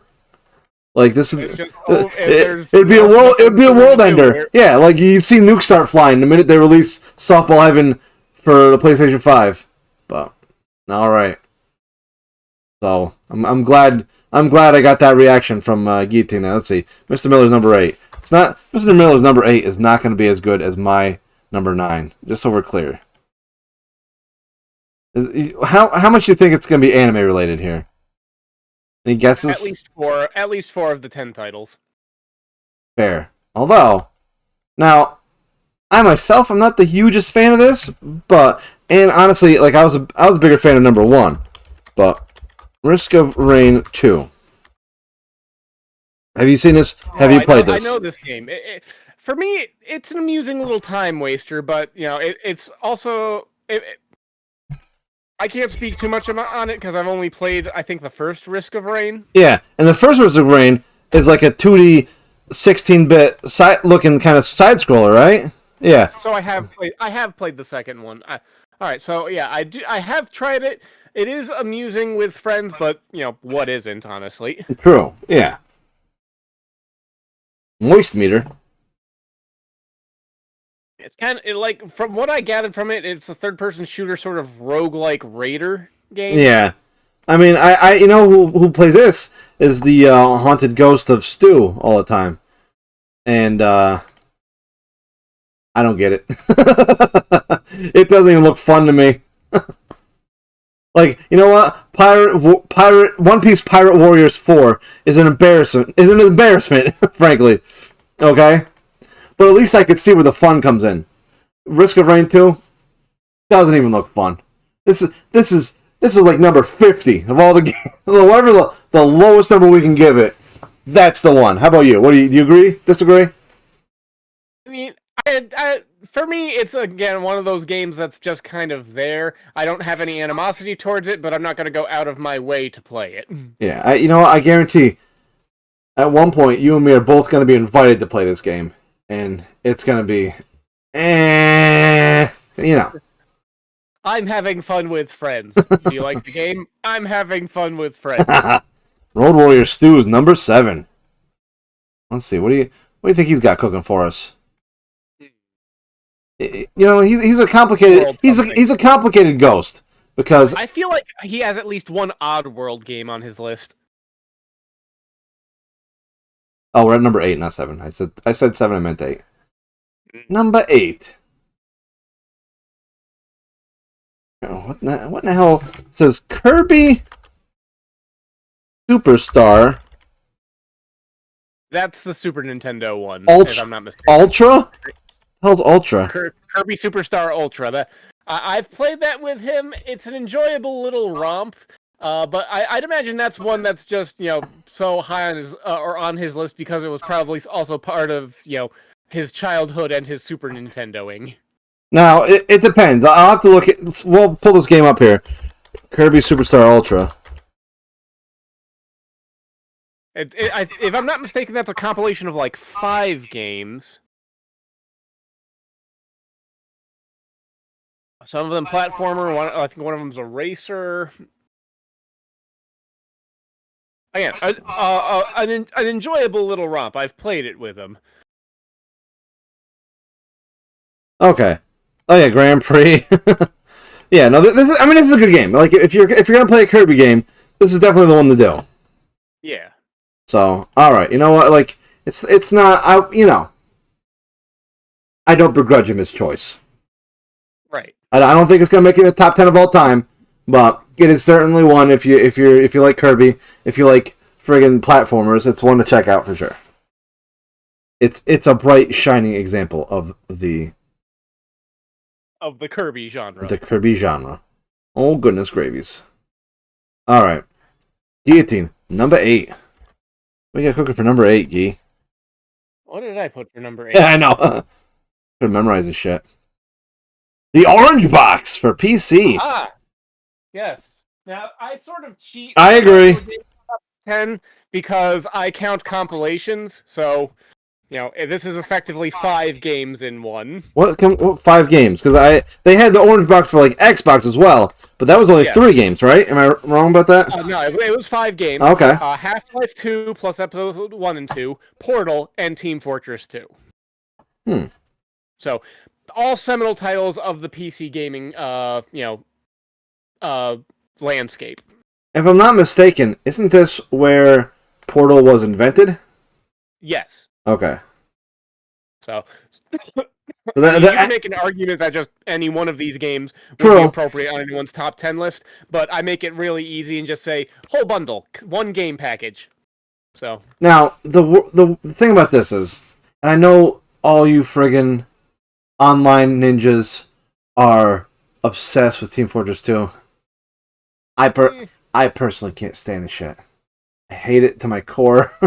And I played it so much where part of me still loves it, but if I jump into a few games and play too long, I start to hate it. Now here's a problem that I've always had with it. Now I told you the story, the mythos of my deep-seated and like sexual hatred of Chen, right? Now imagine that, but every single person on the internet playing Team Fortress 2 is just like Chen when they're playing Team Fortress 2. Not only that, like the first time I opened the game, started playing, they're fucking ruthless. So there's no learning which button is to shoot. No, like I will fully acknowledge Team Fortress 2 doesn't have a learning curve. It has a fucking overhang. Yeah, yep. So, and the one thing that really like I can get like there's games where you gotta get good, as it were. But the part that really disgusted me was I saw Stu one day, like, he's got a whole server set up where it's him and a bunch of guys standing in a corner, and, like, they're running out the clock to unlock a hat or some shit for, like, 3 days. So, no. Yeah. I'm not... Nothing about that appeals to me. Yeah, no, Team Fortress 2, it is a 14-year-old game at this point. Yeah. And, it was competent enough where you could wrap your head around it when it was first released, and then they just started adding stuff on top of it, and they kept adding and adding and adding. And now, if you want to get into it now, good fucking luck. So... But yes, that's just one element of a 5-game package, and overall, it is a very good package. And so now, to correct the record, we got Portal,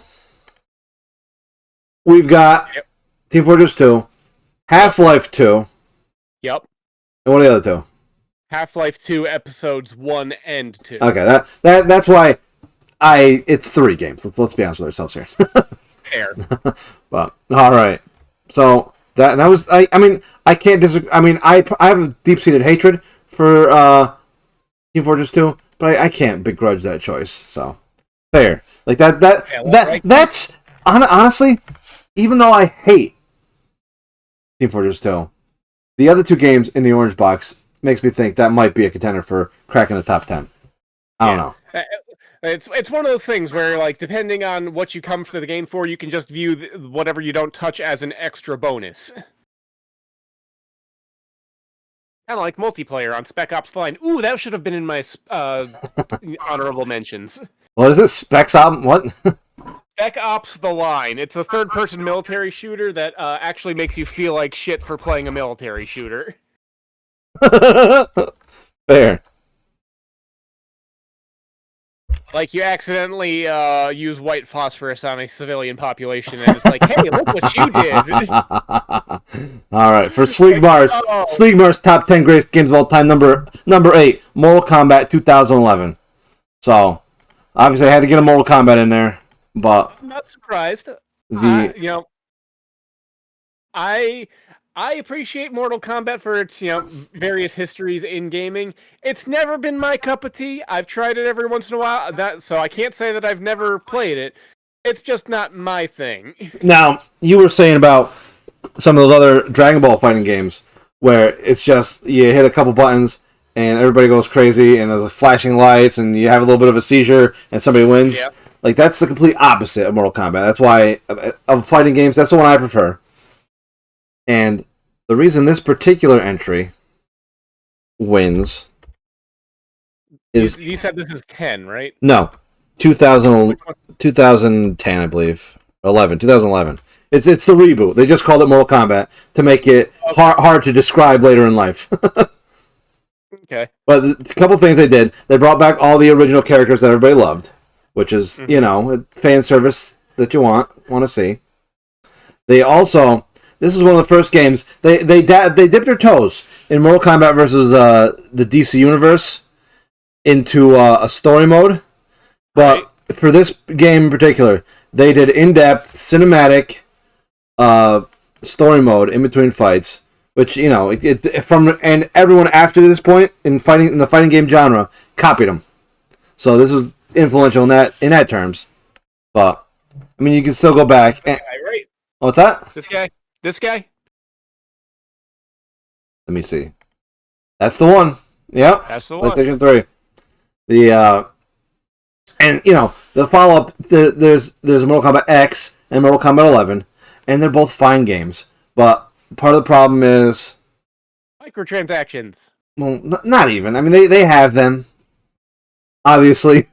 It's the 90s, what are you going to do? But, moral story, fucking...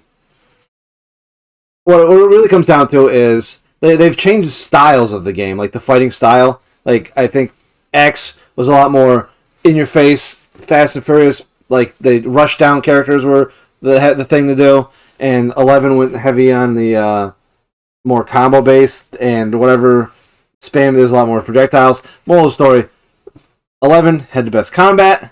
11 had the best characters, because a lot of the new characters they introduced, especially in X, were god awful, and the fact that each game they keep like leaving out mainstays, like you don't gotta worry about that with 2011. They got everybody you want. So okay, it is the definitive Mortal Kombat so far. So what do we got here? We got Mr. Miller's top 10, number 7. Let's see how embarrassing this is. Oh God! What is it? What is it? Number 7, Mr. Miller. Team Fortress 2. Okay, moving on. We've already had this discussion. Horrible. He loves the hats, that sick fucker.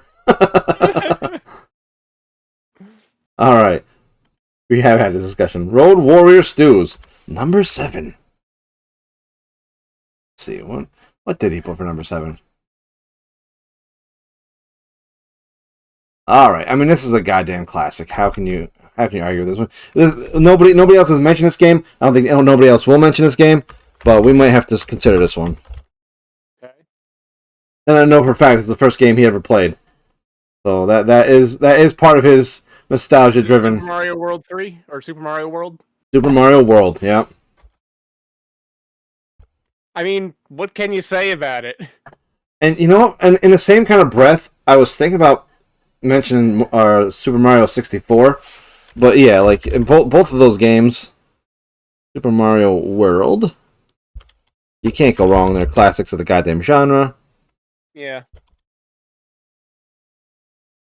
I mean, it's a platforming staple. Everyone's, if they haven't played it, they've at least seen it being played. Yeah. Well, then again, it is 20 fucking years old at this point. No, 30 years old. Jesus Christ Almighty, we're gonna die. Jesus Christ, we are gonna die.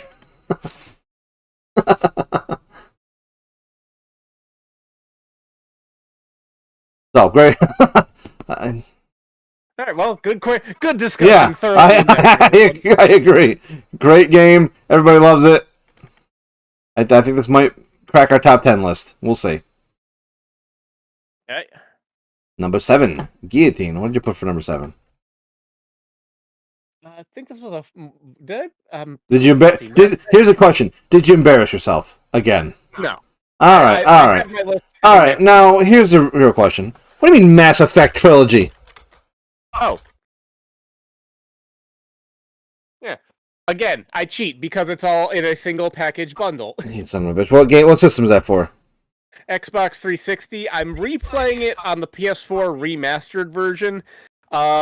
Now, I briefly touched on this when we were talking about BioWare with Dragon Age, and this is what turned me on to them.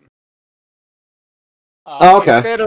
Instead of fantasy, it's sci-fi, Yeah. and again, the thing I adore about it is the writing, the world, the lore, the characters. Speaking of writing lore and world, isn't one of the reasons this game is so famous is because there was like an alien sex scene or something?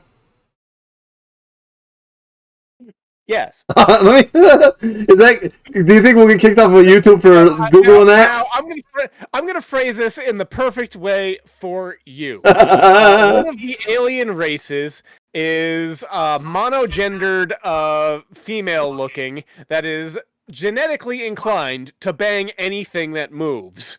Now, are you trying to make me have to change my pants here? What the hell's going on here? They're called the Asari. They like whatever their mating process is. They can basically take traits from whatever other race, meld it into their own, and expand the. All right, I immediately regret typing up looking for that scene, so I'm just gonna skip. Anyway, that aside. It is like it's one of those. It's a sci-fi save the universe story, but it is like again the intricate writing details is what sold me on this. You know, I love the galaxy that they build and all the lore behind everything that they establish. The gameplay in the first one is not so great. But it established everything on the writing side. The gameplay in the second one was damn near perfect, but they took away a lot of the RPG and inventory elements. The third one tried to... What? I said sad?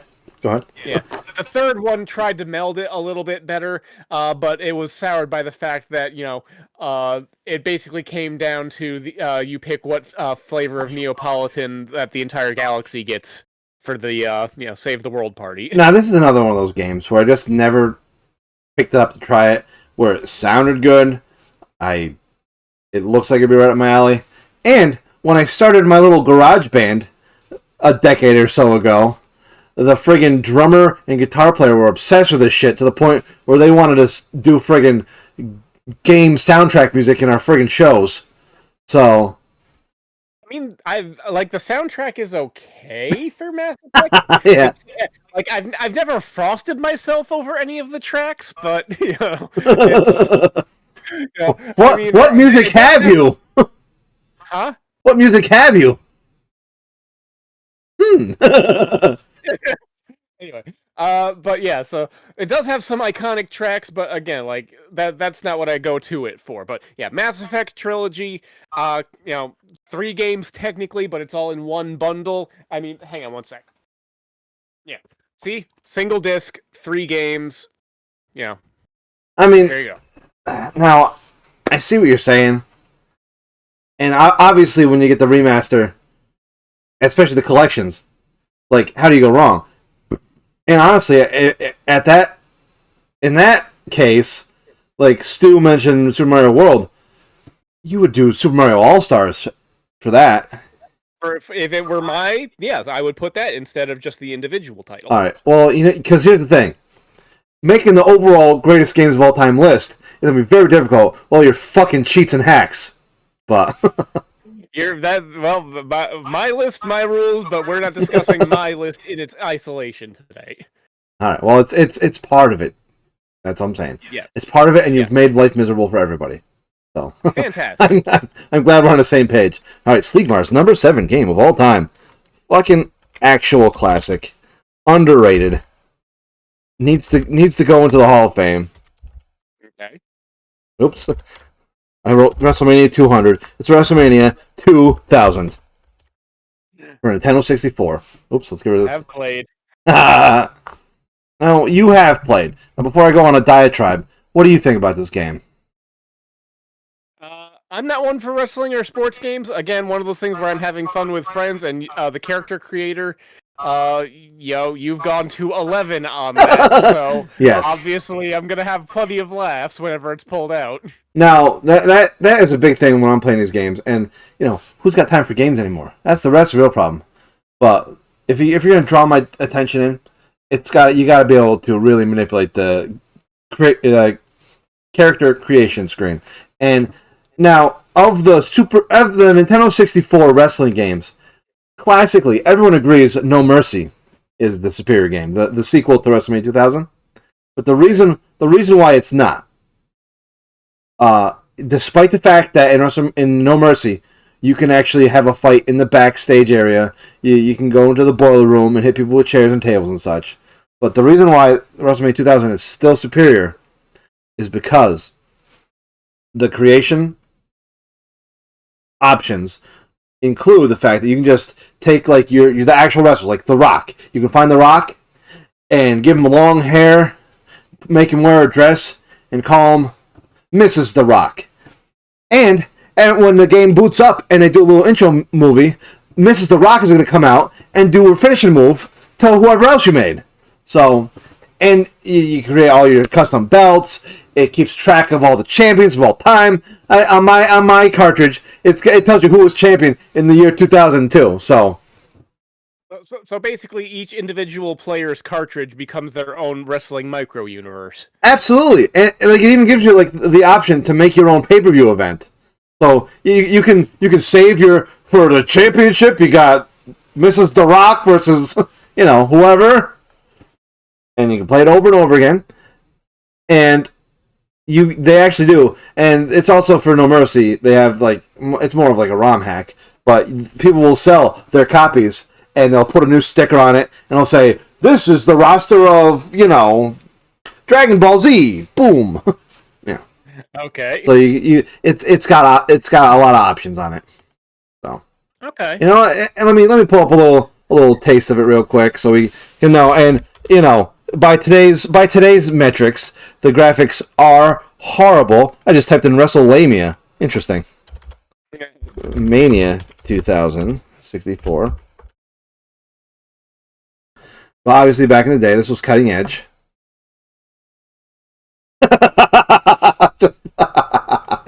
Looking at this horrible stuff. and this is what I've been playing for the last 20 years. All right. This isn't like Super Mario World. And let's also be fair. Like, up until their studio completely bungled it the last go-round, they make wrestling games every year. This game still has the best control scheme. Like, the new games, it's like, you're better off just getting in a ring and wrestling yourself. You have to learn less moves than they use a controller. Okay. So, and also, they're making a new game for the new wrestling company by the same people who made this game. So, if it's anything like this one, there might be a new update to this list in a couple years. All right. WrestleMania 2021. You know what? I'm a huge fan of that. All right, Mr. Miller, number 6. All right. Now let's do a little gentleman's wager. Whoever wins gets the gentleman. Did Mr. Miller embarrass himself? Yes. Let's see. I mean, it's not terrible. Let's see. Did he? Okay. I mean, he kind of embarrassed himself maybe once or twice, but okay. Coming up. Let's There's see. a cat behind you. Yes, a cat and a cone. Monster Hunter 4 Ultimate. What do you know about Monster Hunter? What was that for? PC, you think? Okay, I have a very mixed history with Monster Hunter.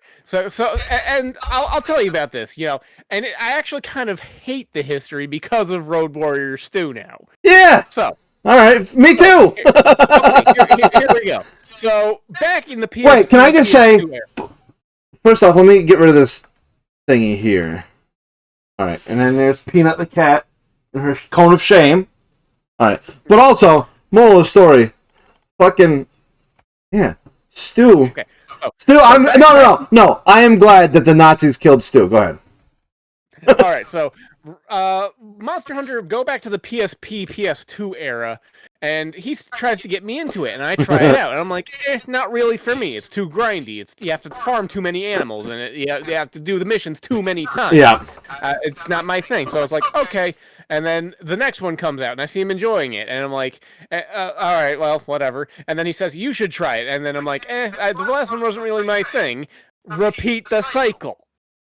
For like 5 titles. I've got 5 of the Monster Hunter series that I've repeated this cycle on. I haven't liked a single fucking entry. No. And all right, tried. Fair. I'm glad. I'm glad you have the same experience that I had, because you're not wrong. Let's see.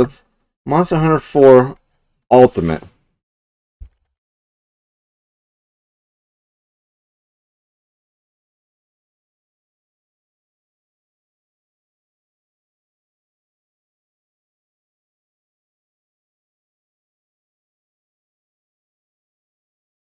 What is this for?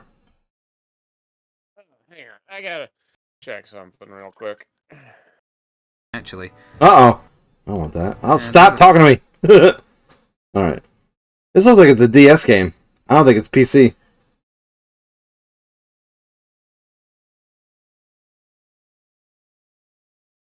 What do you actually over there? I'm looking, alright. Alright, so it looks like I didn't, in a rare instance of, luck? against my modern collector's instincts, I only have one Monster Hunter game, but I've played like 4 of them. But yeah, so I tried at least 4 of the titles that I can recall. I only still have 1 of them, so. Alright, let me unembarrass myself. It is not a PC game. It's a 3DS game. Okay. So there's that. Alright, great. So we both agree, not going to make the top 10. Excellent. All I'm right. glad everyone came to this consensus. Stu, let's see. What does the motherfucker want? Stu. Oh, god damn it. We're going to have a serious discussion later on. Number 6, Stu. Team Fortress 2. Next. Next. I'm glad we're keeping this discussion expedient. Number 6, Gheeotine. Did you embarrass yourself, do you think? Let's see. What did I Oh, God, no. This is an all-time classic. Nope, not Sass. Star Fox 64. Yeah. I mean, you know what? We've already decided. This one is making the top 10. We don't know exactly where, but... Ooh, it's pretty. What's pretty? Oh, God, what the fuck did you do? Oh, I got a roll pack in it? Wow. How much is that beast worth? This is like $200. Oh, you know what? I would have thought more. Show me that shit again. So, that whole package is worth $200. Have you telling me? About, I believe so. And you're telling me this box is worth just about as much? Yeah. There's no justice in this world.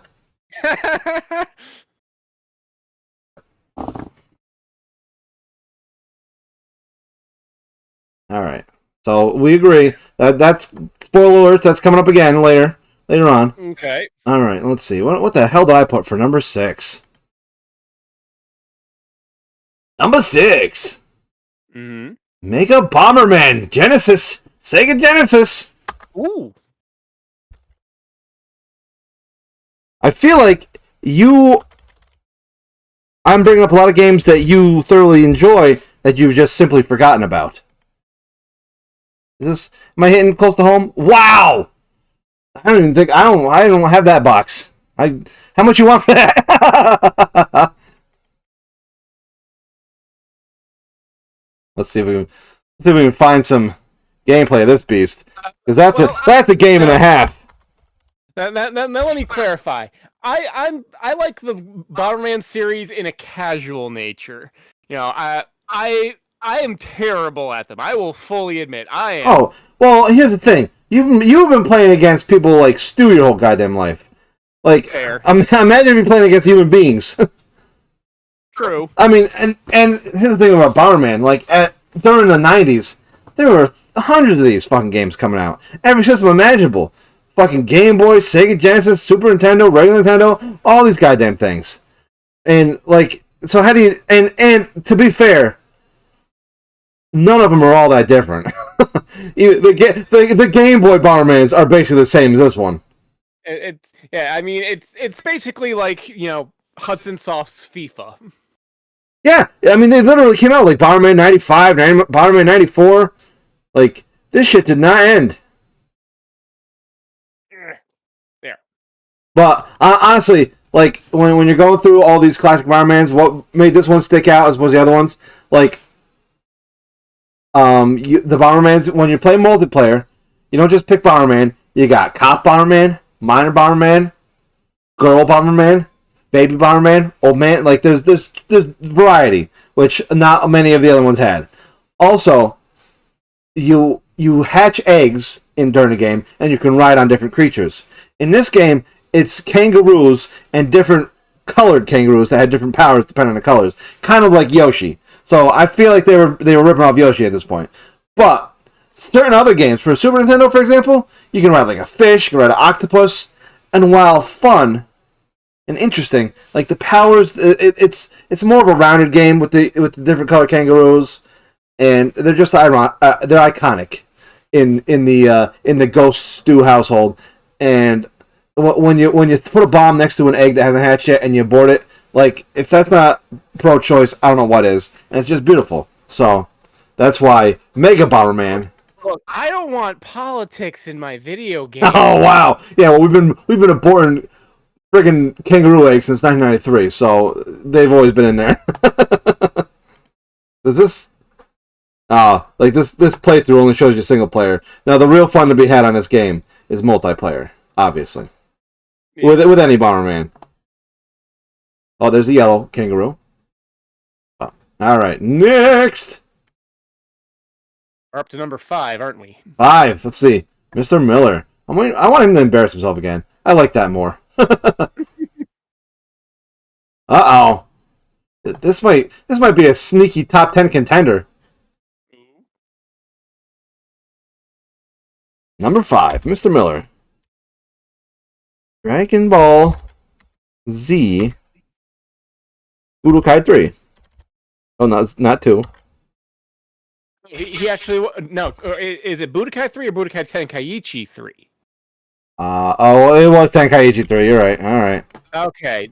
I actually disagree. I played the Tenkaichi titles, and this is one of the ones that's sort of the mindlessly battling and 170 characters. Yeah, I'm pretty sure this is the one that I played, where it literally is like every character under the sun, and it's too much. Let's see. Let's see if we can pull this bitch up. Dragon Ball Z Tenkaichi 3. And that's another problem with this series of games, is it is too goddamn confusing with all the different names, and they're like Budokai and Budokai Tenkaichi. What in the name of God? Name it something better. Because I'll be honest with you, I was confused for the longest time. And honestly, is this PlayStation 3? No, the Budokai Tenkaichi 2 or 3 was, I believe, Wii and PS2. Oh, I was going to say, like, it looks like the graphic quality has gone down since Budokai 3. Like, this is after. They had to take away effort from the visual assets so they could fit in 700 characters. Fair, yeah. But how many of those characters are Goku? Only one. Well, probably 3 or 4. Well, I was expecting more. So what is your main contention that Budokai is better than Tenkaichi? The characters, whatever. You got a lot of characters, good for you. The gameplay was almost strictly button mashing, and like the reason why I say Budokai is superior to Budokai Tenkaichi is because in the gameplay aspect, you only really have to worry about playing on a 2D axis, whereas Budokai Tenkaichi, it's the full 3D controls. Oh, okay. No, so it's a 2.5D fighting game, Budokai? Yeah. Okay. Like you can do a dodge into the third plane, but otherwise you can primarily ignore it. Okay, yeah. That makes sense. I mean, I actually played Tenkaichi 3 on the Wii way back when, and the best part about it was you took the Wii controller and you did the Kamehameha like with it. So, other than that, you're right. Because you know what did it actually well, the 3D fighting, especially Dragon Ball, was Xenoverse. Yep. Like that game actually worked well with 3D, and most 3D fighting games are terrible. It's just a rule. Like 2.5D is the way to go with that. All right.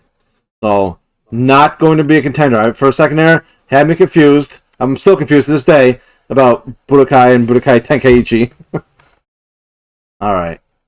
Let's see what Stu says for number 5. Road Warrior Stu's Ghost. Straight from hell, he sent this list. Fantastic. Trials of Mana. Okay. Is that Secret of Mana 2 or Road of Hell? I think so. Hang on. I might have this. Which I believe he's referring to. Let's Google this stuff. Here we are. Got it right here. Hold on, we're not looking at you. What's Trials of Mana got in there? Is it more than one? Alright, so, forces of evil are attempting to unleash. No, is it just one game? Is what I'm asking. Yeah, it looks like this is just one game. Trials of Mana review. Let's see. Oh yeah, this looks nothing like Okay, is it just a redo of the Secret of Mana 2? Yes, I believe so. Okay. Because now that's a good game. Especially if you get the hacked ROM version where you can actually plug 3 controllers in. Yeah, I played it with you guys, and, I'll be perfectly honest, dungeon crawlers, not really my thing, but, I can still have fun. And I'll be honest with you, like, the redone graphics from the 16-bit garbage that was to what they got it to now, they actually did a pretty damn good job. I haven't even played this game yet. So, okay. I mean, I'm willing to give this a shot. I'm not embarrassed by this game choice. Everything else Stu does from deep down in the depths of hell, I'm embarrassed. Full 3D conversion, I'll have to give that a shot. I acquired this a while ago when it was like on some dirt cheap sale. So, Gheeotine's top 10, number 5 best game of all time. What do we got? I'm very disappointed in you right now. Final Fantasy. Yep. Final Fantasy 10 for the Switch. And now I agonized a bit over which one because I've got this one for the PS2, PS3, PS4, Switch, Xbox One, PC. Shut up! Don't look at me that way. You're garbage. But I ultimately decided on the Switch, A, because the graphical fidelity, it only gets better after a certain point.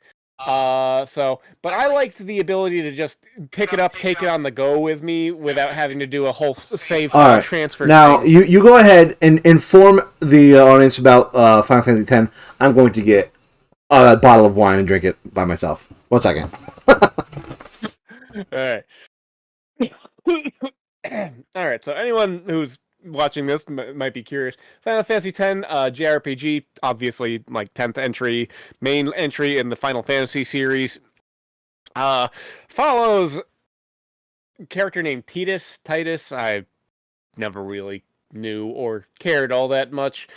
He gets sucked into a fantasy world after a whale attacks him at a sporting event, and he has to go and try and figure out how to, team up with other people, save the world from the incarnation of sin, and that is a bottle of wine. 7 Deadly Sins wine I'm drinking. So. now this game this game holds some interesting poignancy for me in particular, because you're a sinner. Well, I back when I was much more Bible thumpery, let's say it. Oh no! I used this game in just like a very loose context to be like, they're battling sin and all sorts of things like that. But when I got older and started analyzing this game on a much deeper aspect, I'm like, oh, I should not have brought this to a religious study, because it's like the game's deeper messages is actually on the use of religion as a controlling mechanism. Well, no kidding. I mean, honestly, I've never played the game. I've only heard like half of your speech describing it. I could have told you that. Yeah. Anyway. And it's also very tropey, to be fair. Yeah. Oh no, I will absolutely admit it is absolutely tropey. But the other thing to note is this, like, the first JRPG I ever played and really got into. How old is the original? Like, obviously you're talking about a remastered version, right? Yes. Hang on. Oh God, heaven.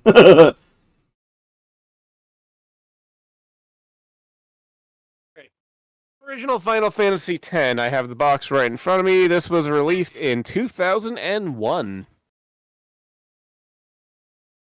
Huh. So yeah, another 20-year-old game. There we go. So I think we're finding out that the peak of gaming was about 20 years ago. That seems to be. And you were able to pay for a game and then own it without. Also true. Oh God, there's alcoholism. Oh God. We're gonna get canceled by the YouTubes. Well, thank God that one dickhead's gone, who was constantly doing nothing but. Oh fuck. All right. I hope you can drink through a cork, asshole. Watch me, motherfucker. All right, so yeah, there's my number 5. Number 5. I still go back and play it once in a while, but yeah, that's mine. Well, and you see, at this point, I feel like most of these games, especially on our list, fuck Mr. Miller, that useless heathen, and fuck fucking Stu, the guy who got killed by Nazis. Like, their opinions matter less, much less, in the context of this video. However, once we start getting our top fives, they gotta start getting in, contention. So, we'll see. Right. We'll see. All right, what do we got? Number 5 from me. Oof, ouch, owie. Now here's a goddamn classic that I'm like embarrassed for you guys that nobody mentioned. Okay. Mario RPG: Legend of the Seven Stars. Have you played this game? I'm ashamed to say no. What? And you call yourself an uber nerd. I know of it. I know of its reputation. I even have a copy kicking around somewhere. You need to throw that mother effer in your closest system. All right, so Mario RPG on the Xbox One, fantastic. There you go. Oh, full game. What a classic. Like I can but because I haven't played it. Oh god, did you die again? Yep. To gaming history as a whole, so I won't deny any of that. Oh yeah. No, I mean absolutely. Like it's. I mean, and that's the thing. How much are we weighing like gaming history as opposed to quality? I don't know. I guess we'll have to determine that while we're debating the ultimate top 10 of Destiny. But right. I might never drink this bottle just so we're clear. All right. So yeah, it's Mario but with RPG. So the title is very appropriate. For Gino in Smash Brothers. Yes, that, and here he is in this game. All right. Moral of the other story: Mr. Miller's number 4. He's got to embarrass himself, right? Like eventually, it's got to come. Yeah, probably. Oh, I mean that's one I don't personally agree, but Resident Evil 4. Have you seen this? Have you heard about this? This is for the what system is this for? GameCube? It was originally on the GameCube. I mean, ever since then, yeah, it's 100 other places. Yeah, it's been released on pretty much like literally every console, PC, and probably at least one kitchen appliance by this point. Pregnancy test. I've played it. I had fun with it. It's not one of my top 10s, but I can see, reasoning why it would be for someone else's. It's a good mixture of survival horror and hokey. Wow. Maybe we should just stop this and do a 7-hour friggin' commentary on a walkthrough. Horrible. It's like I would say a mixture between survival horror and yeah. Didn't like I remember at the time people were complaining it was too actiony. Is that? Am I remember that? It's a little bit more action oriented, but I'd say it's like Evil Dead. It's like Evil Dead over the top. It's very campy, very hokey. Like Leon Kennedy, like he's constantly trying to be so suave, like James Bond, but he's also a tremendous dork. And this is the one with the little Napoleon guy in it, right? Yes, Squeaky Midget Napoleon. What? Let's see. Well, interesting. Yeah, I don't feel like this is going to be in the top 10, but and frankly, I haven't played enough of this one to really know too much. But quality game, not top 10 material. Maybe if that motherfucker showed up and he could defend his case. I agree. Number 4. Stu, his ghost from hell, sent us the following. What? And this is a bullshit. What is it?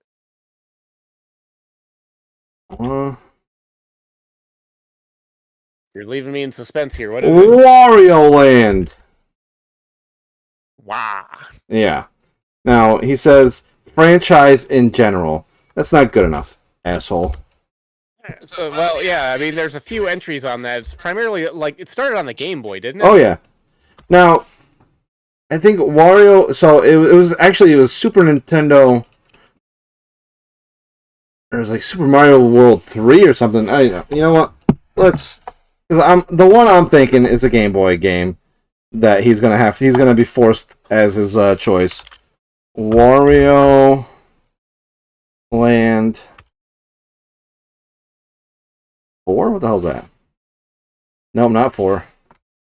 3? Probably 3. Game Boy Color? Maybe not. What's 2? What's 2 look like? That's the one. That's the one he's thinking of. Okay. Well, I don't have any objections to the Wario Land series. I mean, I haven't really experienced much of them, but again, I know their history, so... Yeah, I mean, it's I mean, basically, I'm pretty sure at one point, like, they decided to give up on Mario's on the Game Boy, and just, decided it was Wario's turn. So, that's where he got his start at. Yeah. Alright. Solid choice. At least he didn't embarrass himself again. Yeah. Gheeotine, number 4. What do you got? What do you got for us? I'm pretty sure this one is Pokerman's. Oh, really? Interesting. That's worrying. That is worrying. What? Pokemon, you picked blue. Yes. Well, now, here's my question. What the hell distinguishes blue from red in your eyes? Not much. I mean, you could have just said blue and red Now, versions. here's the fucking real question. And let me go ahead, zoom in, put our names up. Gheeotine. Yeah. What in the name of God? You've got the Orange Box, the Trilogy Collection, but you distinguished Pokemon Red from Pokemon Blue? What in the name of Christ? Explain yourself. They weren't sold. They weren't sold in a single package. Literally the same game. One had Mankeys, but one had Mankeys, the other had Growliths or whatever. You might be right. I was trying to think of what the equivalent was, but yeah. I did it. Yeah, Pokemon Blue primarily just because that was the original one that I got back in the day. Now, I was trying to think. Because I always felt like Red was the better one, but I think it was between me and Stu having to share Red and Blue, and I let him have Red, even though I wanted the Red one. So I had Blue as well. But now, I mean, there's effectively, other than a small selection of Pokemon choices, pretty much identical. Oh yeah. So Sleegmar's number 4 is Pokemon Red and Blue, which is disturbing. Because they are, in fact, the same game, unlike these goddamn combo packs.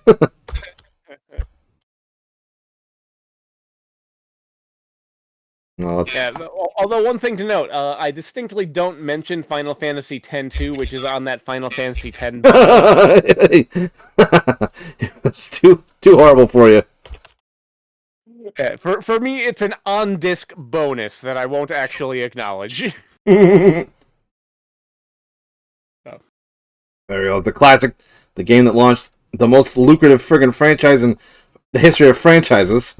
Yeah, but like now, tell me if I'm wrong on this one. But since this was just before the era of the internet when Pokemon really took off, we didn't have things like walkthroughs and all that stuff. We had to find out all this shit through not only just playing the game, but through the schoolyard interactions where we started discussing rumors and speculation. And then there would be whole crews of guys that would just chase down rumors to figure out if they were true or not. Like, I mean, tell me if I'm wrong, but I heard one that was like, you could catch Mew if you turned on every machine inside of the abandoned building on Cinnabar Island. Well, the classic one is that he's hiding underneath the truck by the boat. Yeah. But, yeah, no, well, and the sick thing was, some of those rumors turn out to be true. Like, you like, rub up against the side of the one island, and all of a sudden, like, the dinosaur bones and the missing number Pokemon show up. Yeah. So, but yeah, no, it was absolutely before the internet, and you had your little magazines with your cheat codes in them that you could try to cipher through the information. Yeah. And half of it was just that element of discovery and socialization just surrounding Pokemon the game. oh yeah, and well, and it was like we're never going to be able to experience something like that oh again. no, not with the internet. I mean, even by the time that was over and they were making the second gold and silver, like remember kids on the playground telling me about they heard from Japan they're making Pika-Blue. There's a blue Pikachu coming out. So yeah, I mean half true, but just like the rumor mills were ridiculous back then. And yeah, and first time Don fan appeared in the Pokemon movie, everyone lost their shit. I remember that experience. It was disturbing.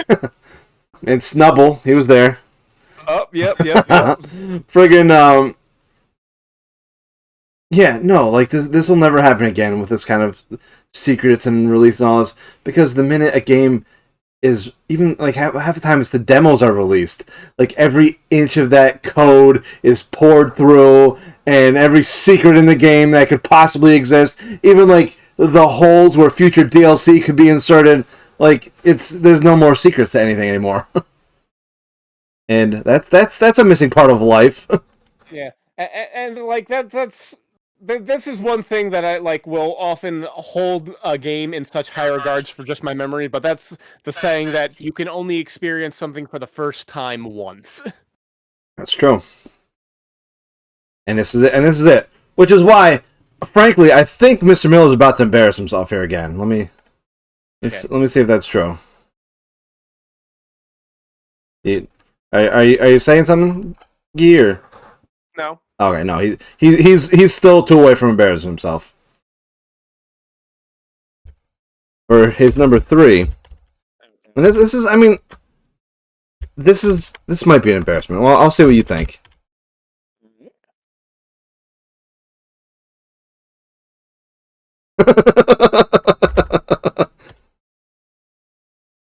Bloons Tower Defense 6.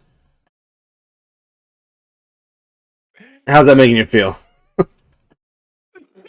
Oh, he killed him. And for the system, I put iOS on that one.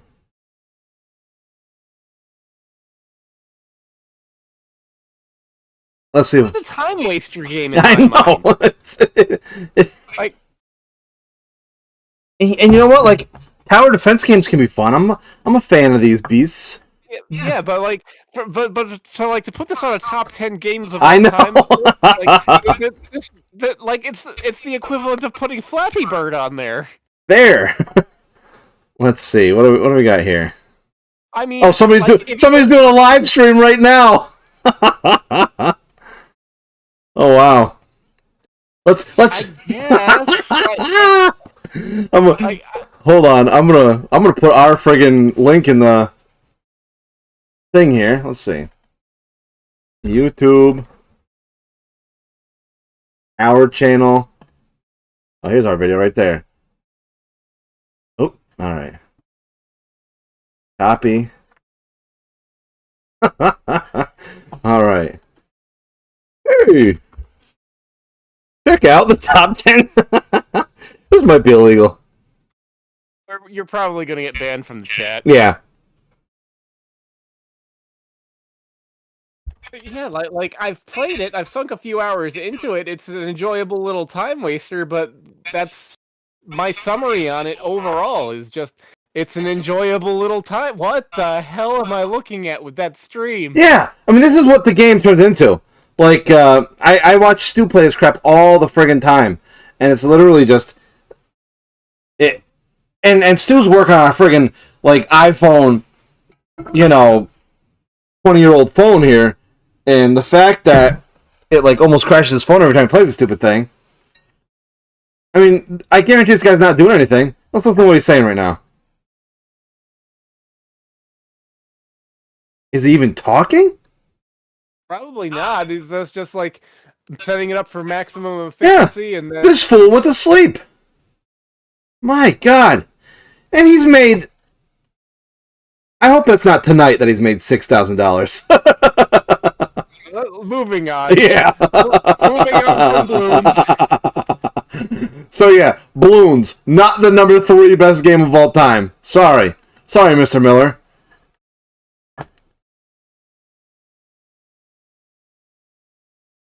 What is Road Warrior Stew's number 3? Road Warriors 2's number 3 of all time. Greatest game ever. Better than all the rest. Better than all the rest. That's a song, probably. Advanced Wars 2. I'm not mad at it. I appreciate that. I know he's excited for the remake coming this fall. Now, was it a remake? 1-for-1? What are we talking about here? Yeah, it's like the remake of the first 2 titles that were for the Game Boy Advance, is my understanding. 3D graphics? Not necessarily, just very, very zhuzhed up 2D. Zhuzhed up 2D. Okay. So they're redoing the graphics, then you're saying? Yes. All right, that's fair. Let's get off this Bloons crap and get a little preview of the Doodle Dops coming out, the Advance Wars 2.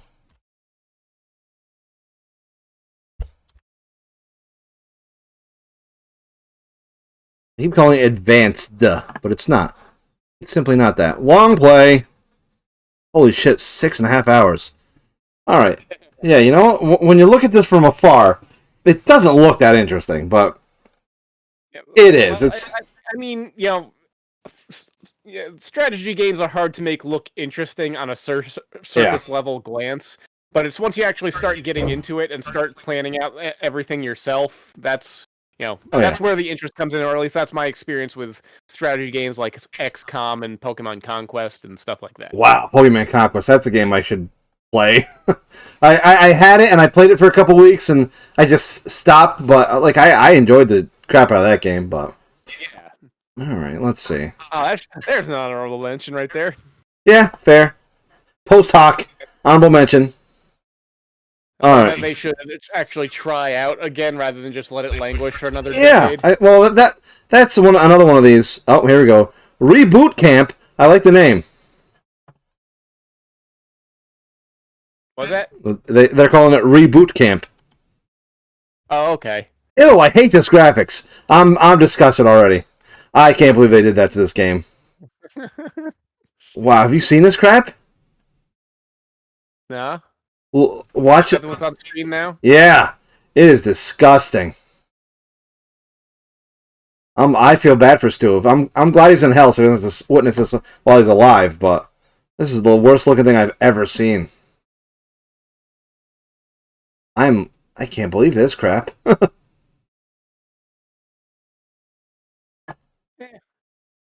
Okay, the 3D stuff on the ground. Yeah, that's horrible. I mean, I'm just thoroughly not impressed. That's all. Bad, low energy. I mean, sad. I've seen worse. We'll see what the final result is. I don't have much faith, or I don't think they intend on improving the graphics any. Especially, certainly not like altering the course of the art direction. Well, all right. We'll have to see. Number 3, all-time greatest video game according to Gheeotine. Yourself. What do we got? Did you or did you not embarrass yourself, do you think? I don't think so, but that's my choice.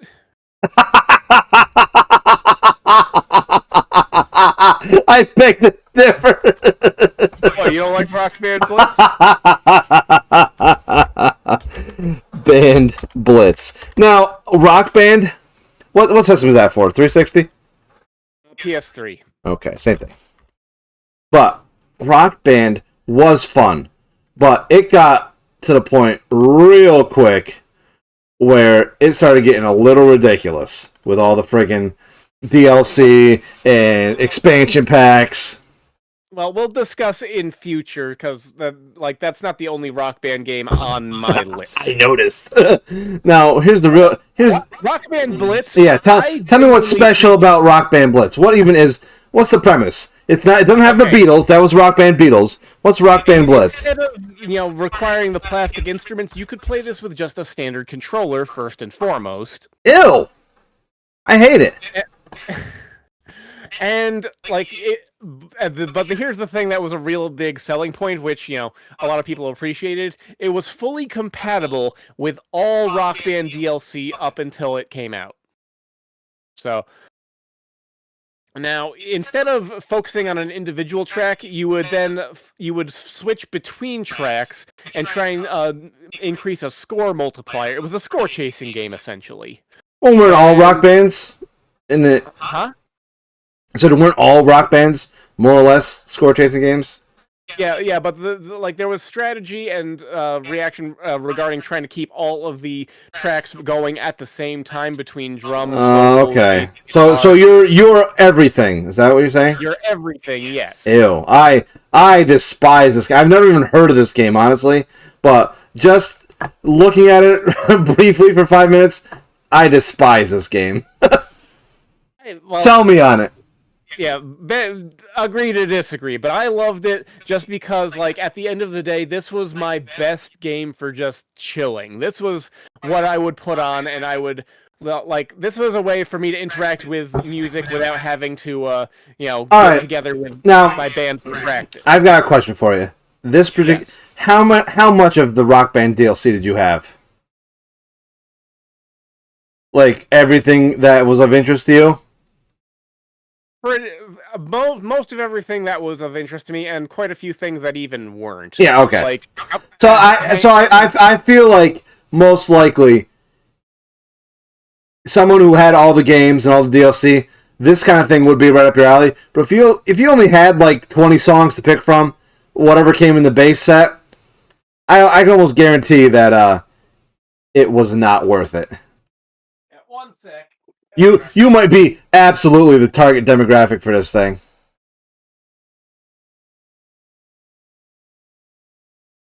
Okay, disregarding the base games, Yeah. all of these following games are also essentially track packs. Yeah. Wow, Lego Rock Band, here's a winner. Okay, but yeah, I had a lot of music to rock through with this, and so... the base game only had 14 songs. Oh, yeah. Now, if you were stuck with 14 songs, this game would last you about half hour, and then you'd stomp on it.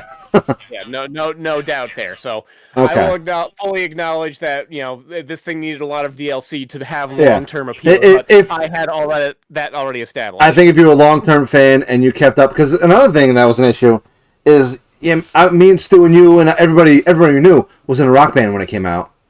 And, but I fell off, and later in life tried to get some of the games back into it, but, the license had all expired, and I couldn't, transfer everything. So, at that point, it was you know what, screw you guys. I can still download everything that I purchased, but I can't purchase anything new for it anymore. Well, I think one of the games, and I forget which one it was, I tried to re-upload, it was take all your music from... to this one or something like that. And it's oh, we're sorry, the license has expired. You can't upload what you had previously. Yeah. So, no good, son. Oops. All right. The passage of time does suck, doesn't it? Yeah. Well, they had to realize time was going to pass when they made these games. Yeah. Moral story: Sleegmar's number 3 game of all time. That is the best game of all time. Number 3. Star Fox 64. Doodle-doo-doo, So is this as high as it's getting on anyone's list? Because if so, then this is the good time to talk about it. Yeah, I assume so. Let's see. Star Fox 64. Let's throw up some background gameplay while we discuss this shit. There we go. Now, you and I have discussed this on stream before, to a degree, but I'd say like Star Fox 64 is the pinnacle. Oh, absolutely. Of gameplay. That's without question. Yeah. Now, and you and I both tried playing Zero. Holy shit. Yeah. Well, honestly, and I said this 100% of the time, like, and there was ways, if you really focused, to take the horrible dual controller, dual screen friggin' controller scheme out of Zero and play it like it was Star Fox 64. And the game was enjoyable at that point. Like, it was still hard to shoot forward, but... And there was one level of absolute brilliance in Star Fox Zero, and that was the one where they sped shit up, and it became fucking exciting. On the condition that you sat ramrod stiff with the controller in your hand. But going back to Star Fox 64, like... Oh, yeah.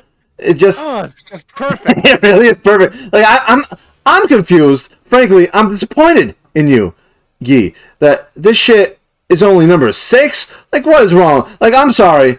Is Final Fantasy X really better than Star Fox 64? Okay, I wrote this list a while ago. Now, while 1 through 10 are pretty stable, like in my top 10, they do fluctuate positions on a day-to-day basis. All right, like but still, I mean, this is like, right? It's the pinnacle. I mean, the pinnacle. I mean, there's Star Fox for Super Nintendo, and then there's Star Fox 64, and then there's a bunch of bad games after that. So, yeah. I mean, it's like genre-defining, like, one-of-a-kind experience, frankly. Yeah. And like Miyamoto in an interview said that he was inspired to make the action for 64 like a Star Wars movie, and it does an excellent job of portraying that level of action in it. Well, like, I mean, honestly, now, the original Star Fox, let's pull up some original Star Fox footage here. That hasn't aged well at all. Well, like, I feel like it's the same idea. Yeah. Okay, but like, you know, it's working on basically a friggin' thermometer, so it's a digital thermometer hardware. So I mean, as much as you possibly can. I mean, it's the same idea, but it's like they had a machine powerful enough to run this game when they got to 64, so they were actually able to like realize the game they had envisioned. But on top of that, just like the replayability and the different paths in Star Fox, all the little Easter eggs and secrets, and this level right here that's on screen, where you're fighting with Bill against the aliens from Independence Day starring Will Smith. Like, this is one of the best levels of any video game all time, bar none. I'll take that to the bank. Okay. Yeah. Let's just discuss their follow-up title, Star Fox Adventure. That was a Legend of Zelda game. Yeah. Yup. Now, well, you know, so whatever. I did bar that from the discussion. Star Fox Assault. That one was close. Yeah, I've heard that one was like. Yeah, the all right. detriment was the fact that like it had on foot missions that turned into a third-person shooter, and they did not control well. A third-person shooter. So they kept taking Star Fox out of his fucking spaceship. Is what you're saying to me? Yes. Like, walk around with a machine gun with a rocket launcher. It didn't work. I mean, they tried. God bless them, they tried. But once you were put back into your ship, they had the amazing set piece. They had competent combat. Maybe a few too many particle effects, but it was still okay. You know, it was close. It wasn't Star Fox 64 quality, but it was close. I mean, just imagine a game that's got Star Fox Zero's graphics, okay? It plays like Star Fox 64, and let's say there's 100 levels. Like, how would that game not be great? Why can't they make this game? I don't know. It's just I don't know. Wow. And then there was Star Fox Command on the DS, and that control scheme was it was it wasn't the worst, but it set an alarming precedent for Zero. Yeah. Well, I mean, and even I feel there's got to be a ROM hack out there. If not now, eventually it will be, where you can hook up a Nintendo 64 controller and play Star Fox Zero like God intended it, and it'll be a great game. I almost guarantee it'll be a great game. Except take away the fucking chicken walker as well. I mean, I'm not as upset about the chicken walker, frankly. Like, you know what? Every game needs a gimmick. And if Star Fox Zero's gimmick was chicken walker instead of god-awful controls that are unplayable, it would have been a great game. But here's the thing. Just increase the speed of the tank and you don't need the fucking chicken walker. It has booster thrusters. It can jump. Well, and that's the other thing about Star Fox 64. Well, they have a boat in that one? They had a hovercraft. Hovercraft. Yeah, oh yeah. Hovercraft, tank, and friggin' your traditional spaceship. I mean, they added new things, but it wasn't ridiculous. It wasn't Chicken Walker ridiculous. Which, frankly, yes, you're right. It's stupid, but so it is the greatest game. I feel like this is a contender for number 1 of all time. It's right up there. It's top 3. Put it in the bank. Money in the bank. Top 3 game of all time. All right, moving on. Because it's 1 a.m. Holy shit. Holy shit. What the fuck time? Oh my god, you're right. We're bad at this. Oh! What? Well, I don't think we're doing the news tonight, but... No, I've already exited out all those tabs. Alright, here's where Mr. Miller literally took a giant shit on the floor and then tripped over his own shit and somehow his face landed into his own shit. Oh no. What is it? Pokemon Emerald. Yeah, right? Is that a Game Boy Color game? Yes. No, Game Boy Advance. Really? Okay. Oh, you're right. It was the accompaniment to Sapphire. Yeah. Which is even worse because I was thinking Crystal, which would have been bad enough. I recently went back and replayed Ruby recently. Oh my god, it is grindy. Like, yeah. I mean, and did you notice how much water there was in it? Yeah, it like the world overall is not well paced, and if you got a single, like if you have a grass and an electric type, you make the game your chump. You know, you're probably right. It's weird, and like after the originals, like I became too cool for school. I was watching sports ball. I was doing manly things for like a couple years when I was like 12, and then I got back into this shit around Ruby. No, it was after Ruby, but Ruby was the first game I got into. Now, going back to what we were discussing before, where like we were saying how a lot of the game for Pokemon Red and Blue, you know, was sort of circulated and exemplified by just the social environment we were in. And after that came out, you know, it was the era of the internet. A lot of information was a lot more widely available. Ruby and Sapphire, I feel like, and Emerald by association, got really freaking obscure with what you needed to do as far as progressing in the game. Yeah, and I think they were sort of relying on that. Yeah, people going on websites to look up walkthroughs and stuff. I mean, there's a lot of that in the new Pokemon games. You're right. Well, maybe not the brand new ones, but those middle ones, the late 2D versions, they got really friggin' weird with all the steps you had to go in between to do all, especially just like evolving Pokemons. It got so friggin' complicated. You gotta train them on a Thursday at nighttime while they're named Ralph or some shit. It's like, holy god, how obtuse do you have to be? I got irritable with Gold and Silver when it's like, oh, you can't. It's not just a matter of trading now. You gotta trade an Onyx with a Steel. Yeah. Like that's too much. Honestly, the original game, trading a goddamn Gengar, too much. But yeah, I mean, hell, I remember borrowing for a week my sister's Game Boy and her copy just so I could trade to and from. Yeah. No, you know what's disgusting? Like, well, now this is a commentary on Mr. Miller's poor taste, frankly. Because you know what? I think you and me both went with the original Pokemans because of it's a nostalgia factor. It's it's a first taste kind of thing. But if we're gonna be objective as far as the best Pokemon game, I think it's got to be Heart Gold and Soul Silver, because You got diversity of Pokemon. You got the different generations, and frankly, the Gold and Silver games. The fact that they also basically combined the first game in the second game as a package, like that. I contend, like, if you're just like, as far as improvement in quality of life, I think things really, like, sort of came into that era around X and Y. Interesting. I mean, I'll be honest with you. Like, the new ones, now that they don't have HMs, that's the kind of improvement in quality. Even starting with, what was it, Sun and Moon. Like, when they had those little, like, you're riding your own little friggin' personal Machamp that carries you like a cripple. Like, that, better than an HM. Yeah, true. and you know what the purpose of HMs are?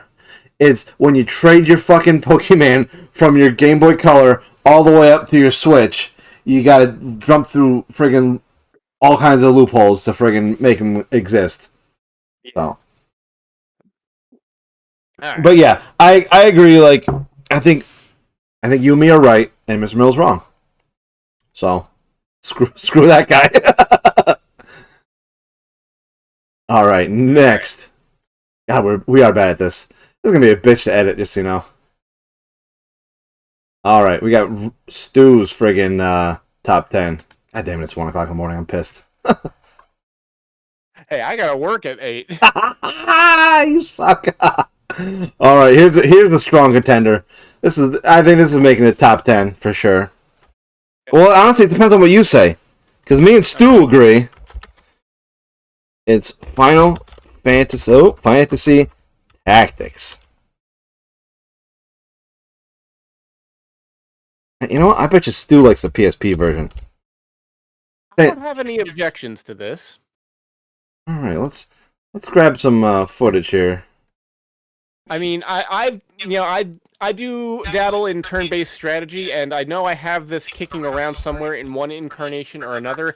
I just haven't had the time to devote to it. Really?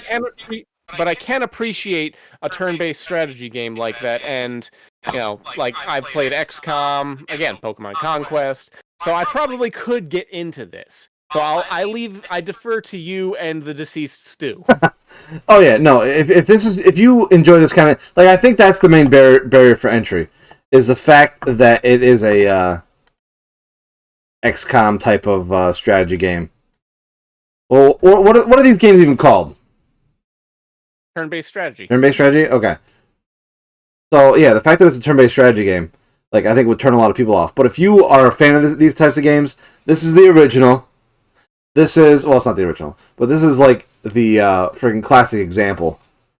And it's interesting. This is the time in the PlayStation 1's history where they were really going hard on 3D graphics.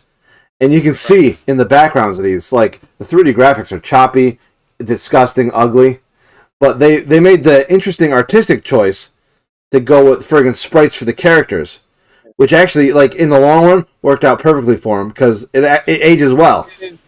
They did an isometric 3D environment with 2D sprites overlaid. Yes. Yep. And the blend works, and it hasn't aged poorly. Like, we're looking at the PSP version, which is what Steven prefers. Hebrew name Stu. And, but my version of this would be the PlayStation 1. But, okay. Interesting choices here. Oops, what the hell are we doing here? Alright, so now, Gheeotine's number 2. Did you embarrass yourself? Like, Stu's got some interesting choices, but I feel like he didn't embarrass himself at all. The same can't be said for any of the rest of us. The Gheeotine, what did you put for number 2? Journey. Interesting. I feel like, didn't you make a friggin'... I recently reviewed this game. Yeah, you made a video on your Gheeotine channel. I don't know what this is. Are you like a Spurt of Light? Is this on a PC? You can get it on PlayStation. What did you play it on? I originally played it on PlayStation 3. Okay, then that's what we'll put down. So, not that it matters. So to briefly summarize, the game starts off with you being plopped down in a desert. You don't know who you are. You don't know what's going on, and so your attention is ultimately diverted to a sand dune. You climb to the top, and you see a light emanating from a split peak mountaintop. And then your goal is to try and make it to the top of this mountain on your journey. Screw this. I'm typing in Gheeotine. We'll watch your video of this. I mean, we're not going to watch it, but we'll have it as background. Yeah, you can use that, absolutely. I can't find you. There you are. Journey, there it is. A masterpiece. The Gaming Gheeotine. A gaming masterpiece, wow. Okay, so. Now, for my full opinions and takes on that, you, plug, you can look at that video.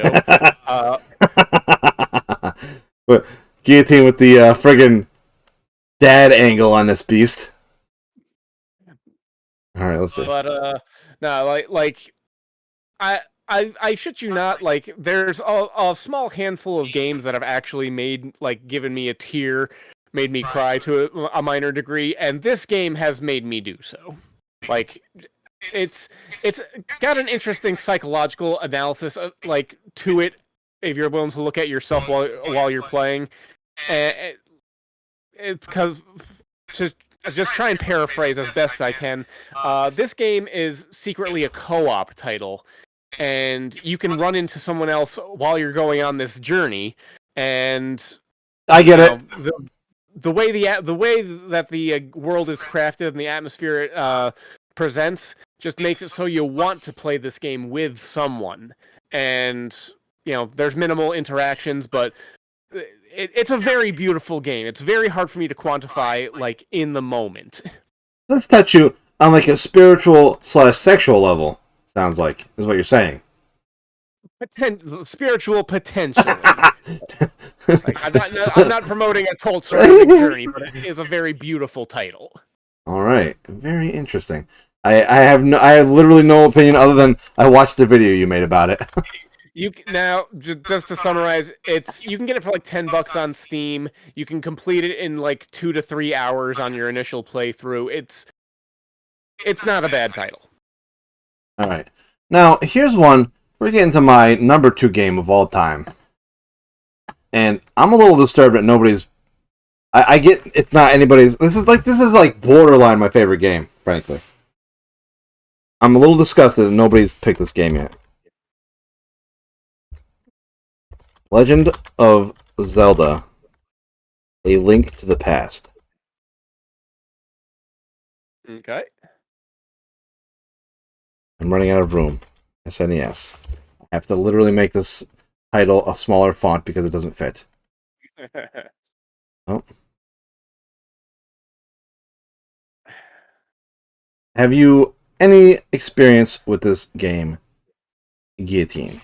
Not much. I know I've started it at one point, but the thing is, and this is prominent with a lot of older Nintendo titles between Zelda and Mario. Yeah.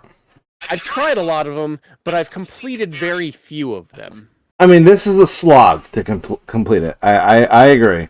You have to be determined to actually complete the game. Let's not kid ourselves here.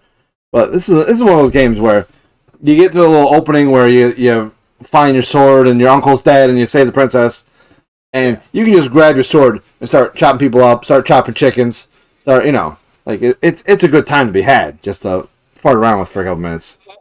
Just to put it in perspective, I played Super Mario Brothers, Super Mario Brothers 3, Super Mario World, Super Mario 64 at various times. The first Mario game that I can ever actually, a mainstay Mario game I think I ever completed was Mario Galaxy. And similarly, I've played Legend of Zelda: Ocarina of Time. Now, by completed, you mean just beat the game? Really? You never beat Mario World? I never. No, yeah. I feel like me and game. Go ahead.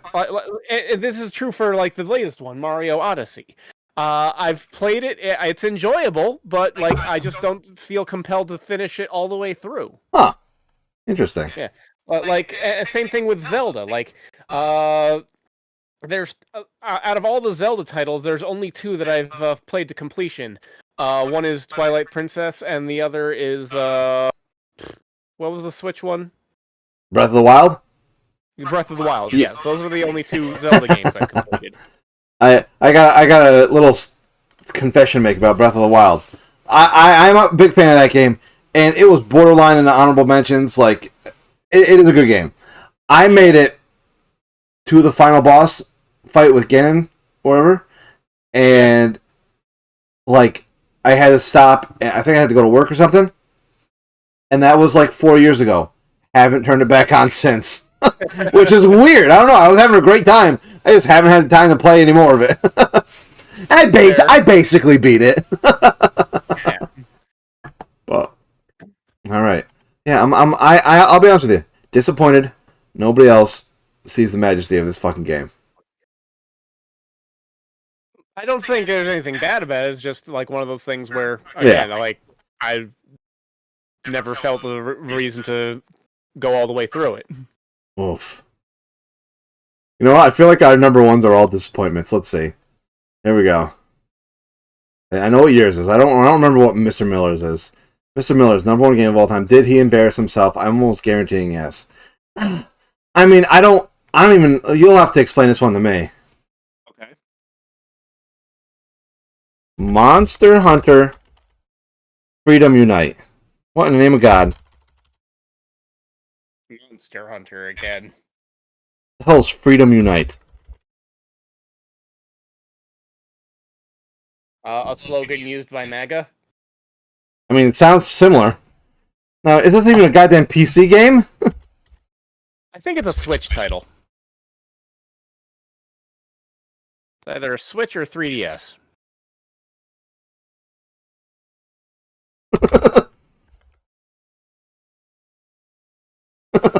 Let's find out.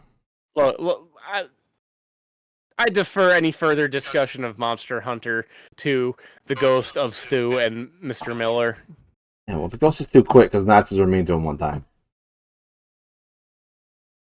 Literal Nazis were mean to him, so he quit. Let's see. Monster. How do you spell monster? Hunter. You know what sucks about this, though? We're only getting one clip show out of this, and it's got to be like really weird and condensed. Freedom Unite 2021. What does this even mean? I honestly don't know what this is. It looks horrible, I'll give you that. 5 things you probably didn't know in Monster Hunter Freedom Unite. And is this the one that just recently released like this week or this past month? Let's Google this shit. I'm a little upset right now. Monster Hunter Freedom Unite.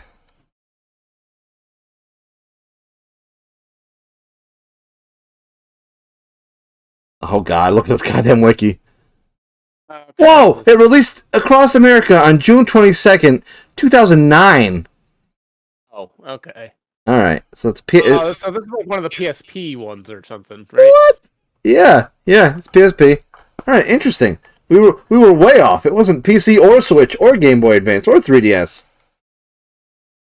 Well, I mean, what I said about Monster Hunter before still stands. Yeah, I don't get it. Yeah, it's a grind fest, I guess. You know, that's pretty much it. I mean, like, I will fully acknowledge I've played other games where I've grinded myself to oblivion for one objective or another. Oh yeah. Like, honestly, the way it's iterated on doesn't appeal to me in that version. Fair. Anyway, moving on. Good, true. Road Warrior still. Do you think he embarrassed himself? Who knows? Well, you can guess what you know, motherfucker. Guess what? I swore I was going to see an Oddworld title on his list. I know he's a fan, but I don't know that there's been too many classics in the but the real interest. I mean, I'm not angry about it, but it's an interesting pick. he picks Donkey Kong Country 2 for Road Warrior Stu's greatest video games of all time. Bada bing, bada boom. Okay. Well, I know he is a big Nintendo platformer. Oh, yeah. Aficionado. I mean, Big time. hell, like if he applied himself to that, I'm sure he could be like a speedrunner in that category. You know? I don't know what we're doing here. Oh, God. It's wrong one. Donkey Kong Country 2. Let's take a quick look at a quick peeky-roo. Diddy and Dixie, right? Correct, yep. So, I mean, I gotta admit, like, the Super Nintendo, like, I feel like 3 was a little bit lacking, but overall, the Super Nintendo Donkey Kong games were great. And even though you missed Donkey Kong, but, the fact that the whole point of this game is you're saving Donkey Kong, story-wise, it makes sense. Yeah. But, I mean, just a great game. So, I can't argue with that. Like, his favorite game of all time, I wouldn't have thunk it, but, yeah, I can see that. To be honest with you, if this made it to the final top 10, I wouldn't be upset. So, We'll see. And the fact that it's the number 1, it's almost gotta. Like, it's gotta sniff it. Yeah. All right, what do we got? Your number 1 game of all time. All right, I know I'm gonna have to do some justifications for this one. And now, here's the thing. It is Rock Band 2 for PS3, correct? Yes. All right.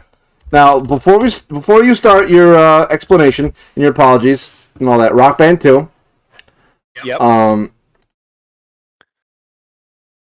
Actually, let me go ahead. I'm gonna put you up on the screen so we can get your apology right here, right now.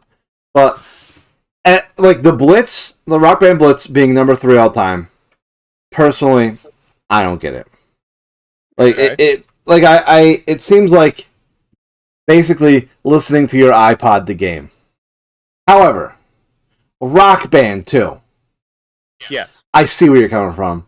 Maybe not number 1 game of all time, but convince me. Okay. Rock Band 2, I'll start with comparison to the other entries. So, Rock Band 1 was a good proof of concept. Exactly, yep. Rock Band 3 was beginning to have what I call feature bloat. Like, it moved on from the fantasy element that 1 and 2 were sort of heavily embracing, and started actually trying to, like, turn people into musicians because they had all these extra peripherals. They had, like, the half-fake, half-real guitar controller. Yep. They had keyboard attachment, and it felt like it was Oh, God. Perfect time for that. Alright. Now, Rock Band 2 started me on that path without needing to try and force me down that. And this is why Rock Band 2 is my number 1, because it had a real-life impact on me. Because, when I first started playing, I was having fun. I remember playing with you and Stu late into the night, rocking out on, things like Paranoia and all sorts of other songs and stuff like that. And the thing is, you guys took the guitar controllers, I took the drum kit. And I went hard into that, and it actually got me enough into drumming and practicing and all that stuff where I was able to develop the muscle memory and reflexes to translate to a real drum kit. I joined bands because of this game. Like, and I developed a few more of my own tastes in music. I got the expanded drum kit controller where I was actually able to really just figure out if I was able to do the real thing on a drum controller. And then one day, a coworker sold me a drum kit, and I can precisely tell you the song. It was "Run to the Hills." Wow, that's not a bad song. Good. And I was struggling on the game, but I had the pattern down in my head. And so I figure, to blow off some steam, I decided, I wonder, can I do this on the real thing? And I went to my basement, I set up the real drum kit, and I was playing Run to the Hills by Iron Maiden on a real drum kit. And so later that week, I went to Craigslist, looked at a local band project, and I was off to the races. And I've been in multiple bands since, and that's why this one gets so much credit and is so ranked on my list, because it had such a significant impact on my life with so much stuff that I've enjoyed and formed fantastic memories around. Now, and obviously that all makes sense, and that's a very personal story for you. But obviously not everybody's had that experience with Rock Band. Correct. But that's on my personal list. There was this is, if you look up on the top of the screen, it's the definitive top 10. Okay? Right. So 100%. It was a huge craze at the time. There were millions of people across the world playing this for hours, having fun, and Yumi Stu, the Hamist one, all our pals back in the day.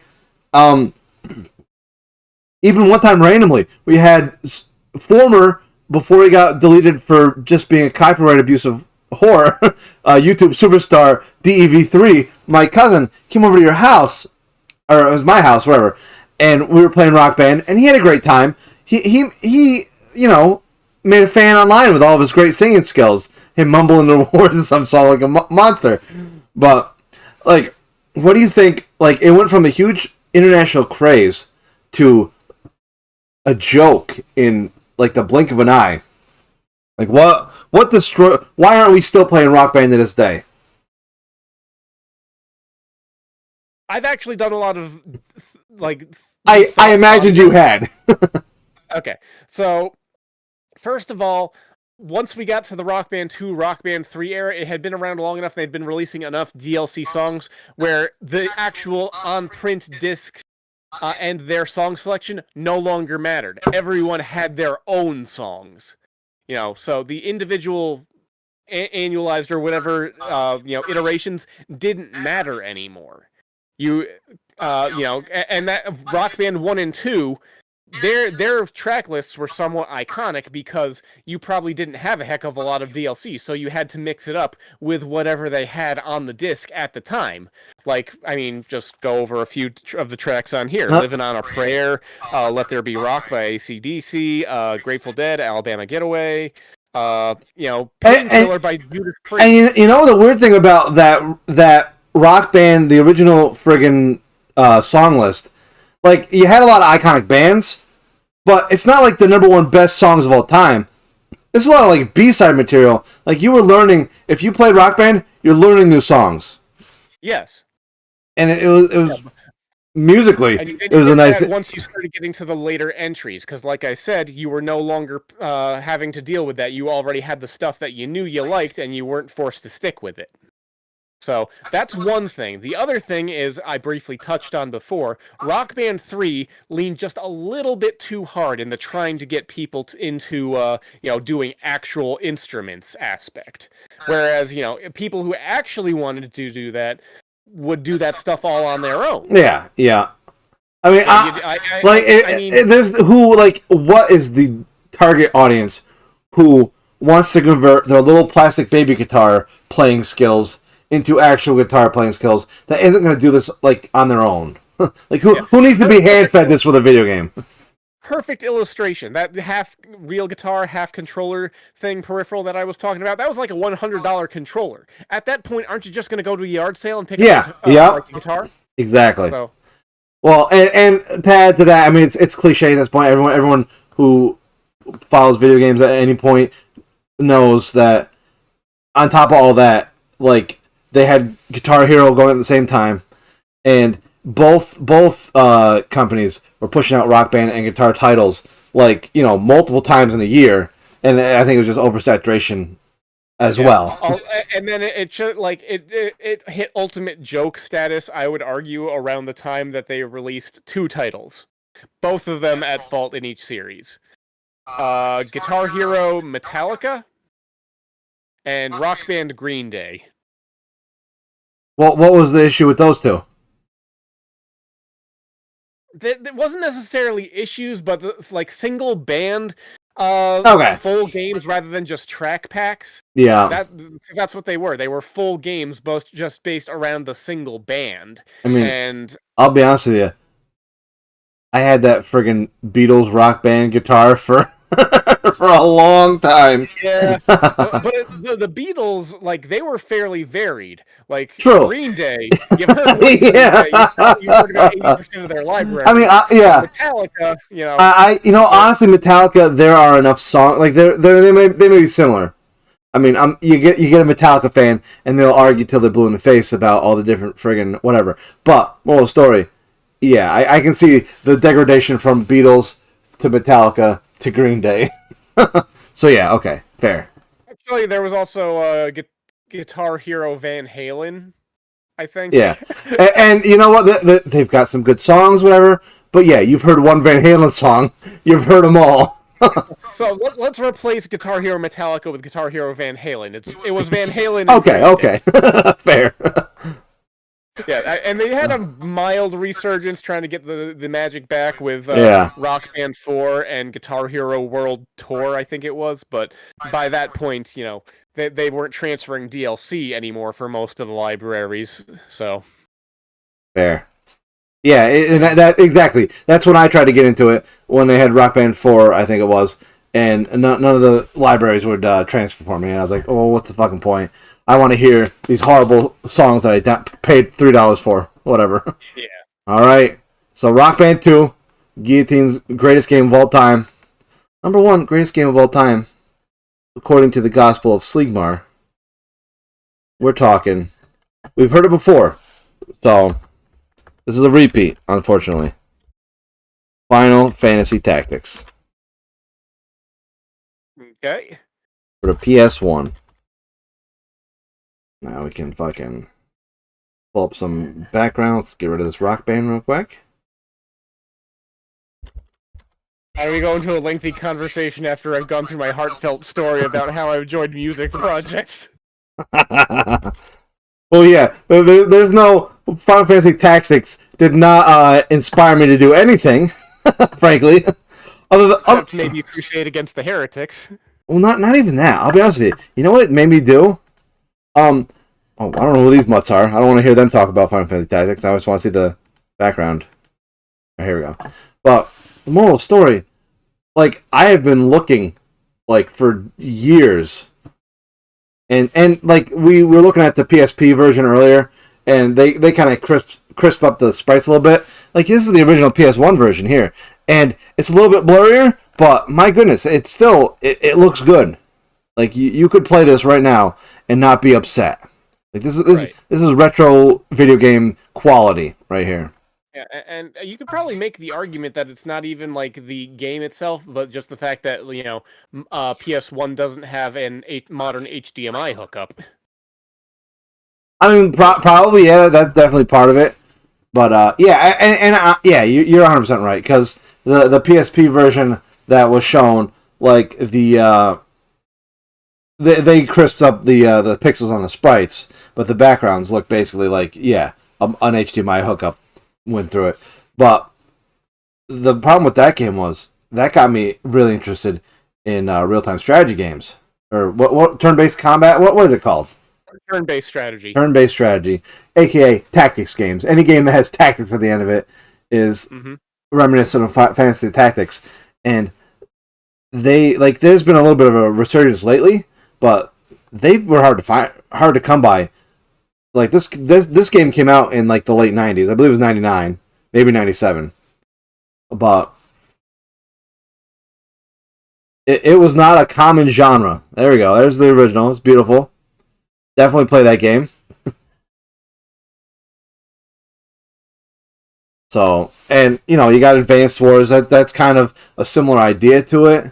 It's different. I've heard Ogre 64 Tactics or whatever is a good game. It's an expensive game, and it was expensive decades ago, so I've never been able to acquire one. And so, all right, there's no life altering story to it. All right, so let's figure out the definitive list based off of our 4 inputs. Yes, let me go ahead and do an open, and we can also consider the honorable mentions. If we have similar honorable mentions.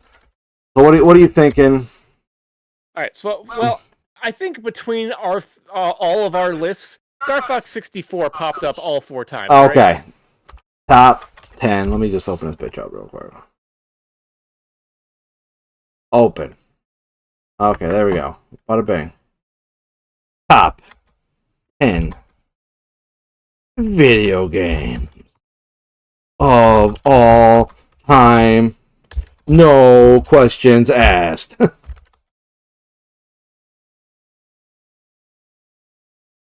Exclamation point. And we'll get rid of our nameplates that don't belong there. Okay. And we'll do a tab. And then we'll do a font size down.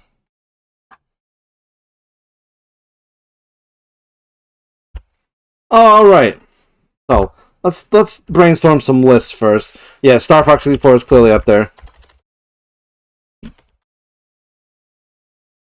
I'm willing to put Rock Band 2 up there. I agree. It's up there. Maybe not number 1, but I'm nominating Final Fantasy Tactics because me and Stu both had that up there.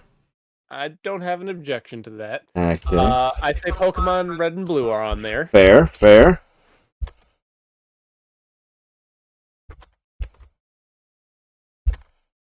Let's see, what else? What else are we missing here? Let's go through all the lists. We got honorable mentions. Anything on honorable mentions that needs to be bumped up? What about Mario Kart 8? You think that's top 10 quality? It's a good go-to, but I whether or not it has staying power is to be seen. Right, I'm gonna put that in the maybe. Like, we're just doing a maybe pile now. Okay. Kart 8 Deluxe. But you're absolutely, well, you know, Mario Karts. I don't think they get old. To be fair. Okay. Now? What about? I don't think Conker's Bad Fur Day is a top 10 game. What do you think? Nah. What about? It's a good game for when you're hungover. Maybe. Fallout New Vegas. I feel like that one, like we keep coming back to that one in discussion. Okay, so that'll be part of it. Fallout: New Vegas. Now, I feel like between me, Stu, and Mr. Miller, like I agree that if you it were to be in this running, it would be like 9 or 10 as far as the top 10 goes. But I'm considering Team Fortress 2 or Orange Box if you wanted to go that route. Oh, that's the question. Because if it weren't for Team Fortress 2, I'm all for Orange Box.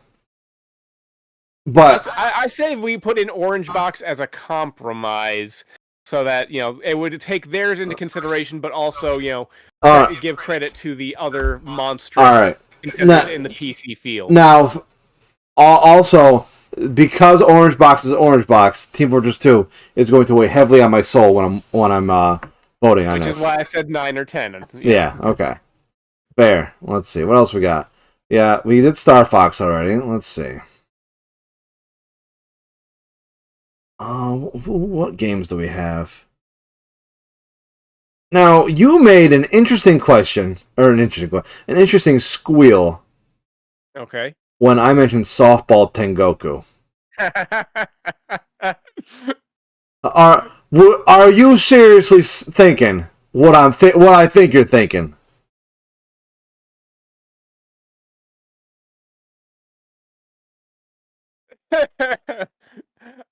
I'd like to, but part of me is like yelling in my head. No, we can't give that serious consideration. You know what? Here's the deal. We're not going to give it serious consideration, but we're going to put it on the list. I feel like that's my compromise for allowing fucking Team Fortress 2 anywhere near this list. All right, I'm a happy boy now. All right, let's see. What else we got? Legend of Zelda: Link to the Past. Yay or nay? I can't really speak to that because, like I said, I've never beaten it, and I've never gotten all that engrossed in it. All right, let's go through Mr. Miller's top 10. Okay. See if there's anything that sticks out to you. I assume Bloons Tower Defense 6. Yay or nay?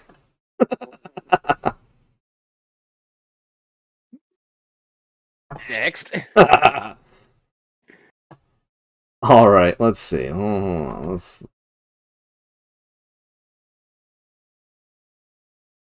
All right, Mr. Miller, top 10.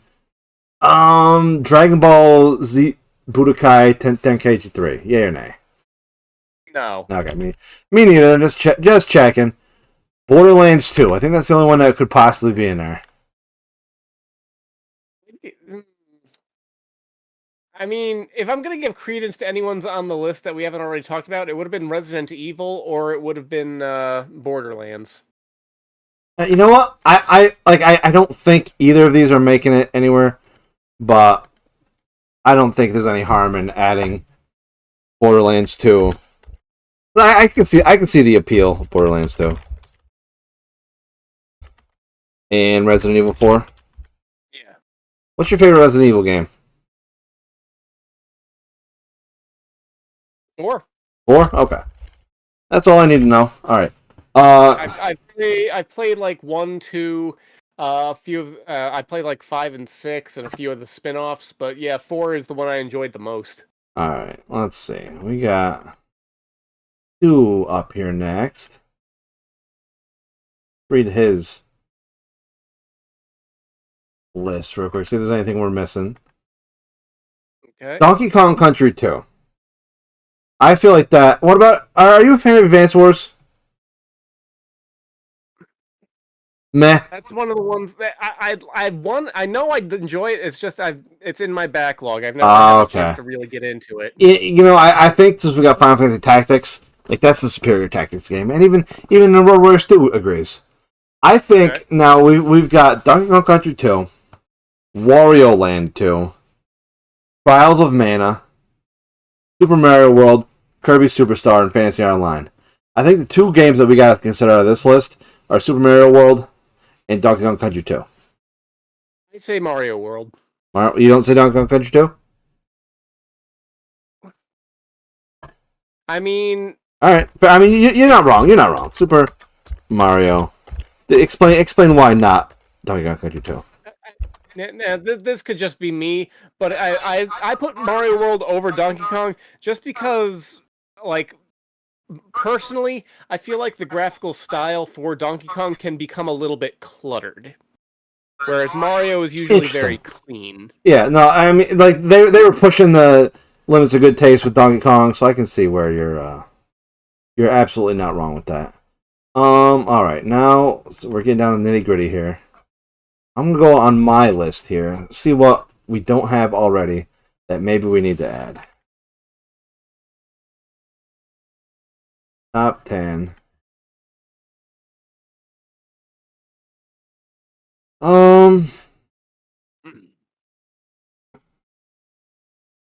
River City Ransom is great, but it's just not making it.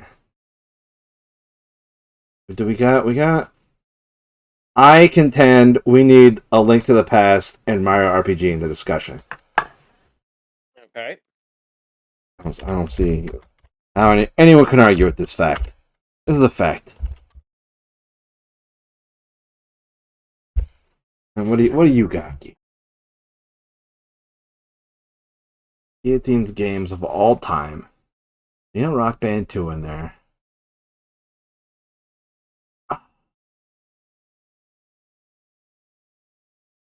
I'm not seeing anything really that we don't already have. What do you think? Are we missing anything?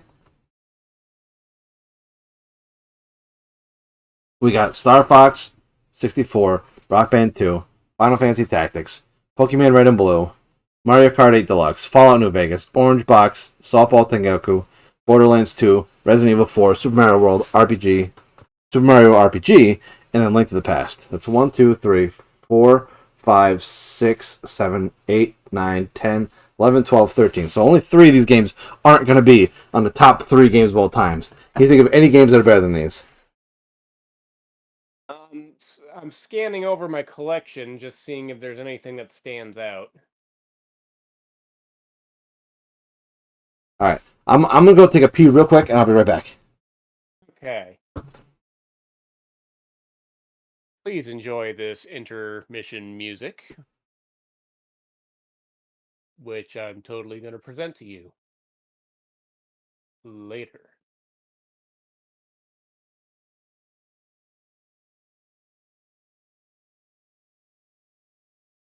Da, da, da, da, da, da, da, da, da. And that's enough of that.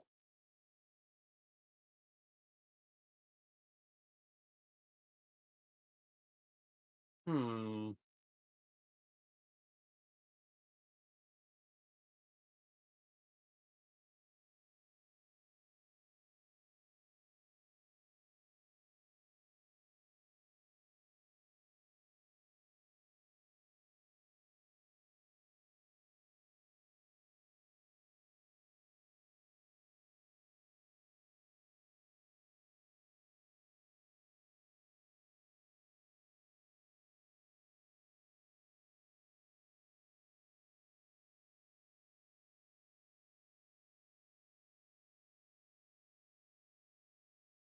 Think of any winners? One just struck me actually, and because it came up in our discussions at least once, that was Call of Duty 4: Modern Warfare. Huh. Because not only was it mechanically competent, but it was also willing to do a tonal shift rather than just the usual "you are the American hero" jingoist side of video gaming. It actually showed like a horrific side to things with that nuclear scene. I'll be honest with you. I think you're right. Because not only that, but how many Modern Warfare fucking follow-ups have there been? Like this started a plague, frankly. Yeah. This is coming from two non-Call of Duty fans. Yeah. I mean, I was pretty big into the Call of Duty franchise. Between 4 and Black Ops 3 is kind of when I fell away from it. But Black Ops 3 is what, like 8 years ago at this point? Mm-hmm. Let me see. What about... Now, this is something we didn't fucking mention. Are you a fan of Tetris? I am. Ah. I do enjoy Tetris. Do you think that's top 10 material? I think it's definitely worth consideration. Okay. Fair. I mean, it's so simplistic and so basic that it's easy to overlook, but at the same time, you can pop it in and know you're gonna just enjoy yourself for a time. Oh yeah, absolutely. I mean, it's simplistic and all that, but it's also iconic too. So I mean, it's I don't. Are we adding iconic as a quantifier? Mario's iconic as hell. All right. Well, we can add that in there. I'm sure we're missing something, but I don't know. I'm looking over my library. I've got like a Skyrim thing, but I don't know if that's worth mention. It's easy to lose a lot of hours in Skyrim, but I'm not certain if it's all that poignant. Nah, not Minecraft. Minecraft is the next generation's top 10. I mean, I'll be honest with you. Generation. Me and Stu have put away some hours in that game, but yeah, I almost failed college because of that game. That's a beautiful statement. Yeah, well, I wish it wasn't quite so true.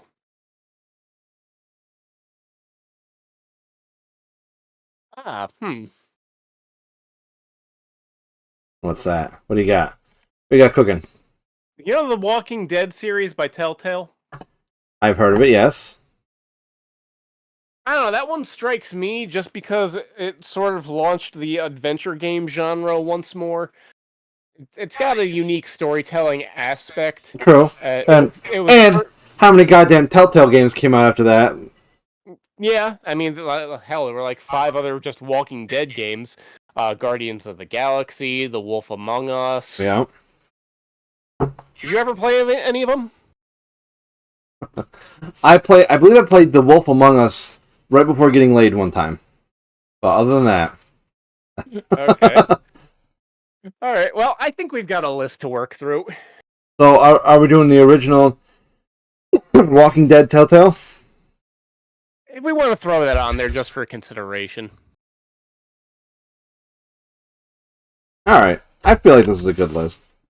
I don't. All right. So, if you want to share on your screen just so I can see what you're working. All right. You know that works. I think now that we're done flopping around too much. I mean, we have to mix stuff up a little bit.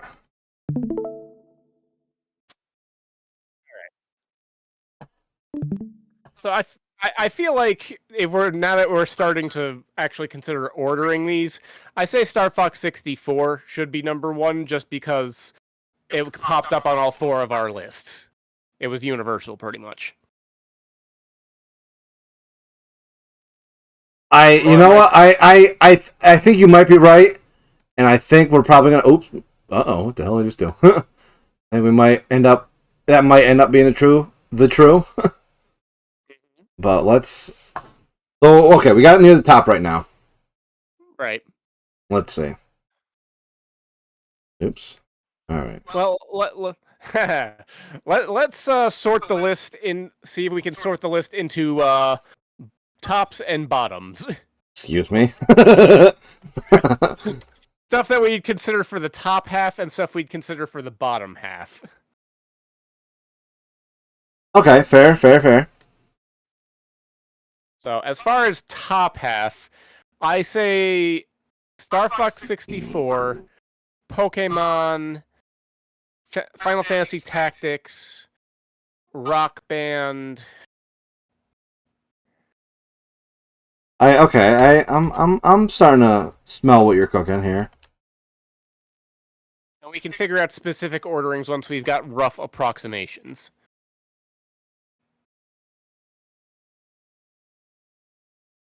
All right, so that all works. Let's see. We got Star Fox, Rock Band, Final Fantasy. I'm gonna take this down a notch. Font size, just to Hi, Peanut.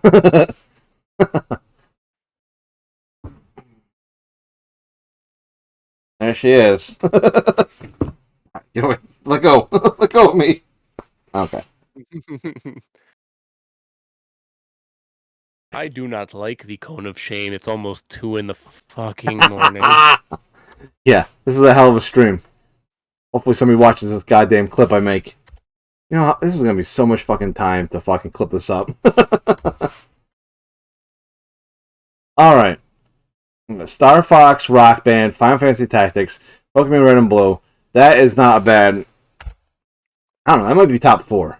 I think that's top 4. Okay. Super Mario World. I think that's got to be number 5. What do you think? Yeah. Alright, let's do that. Super Mario World.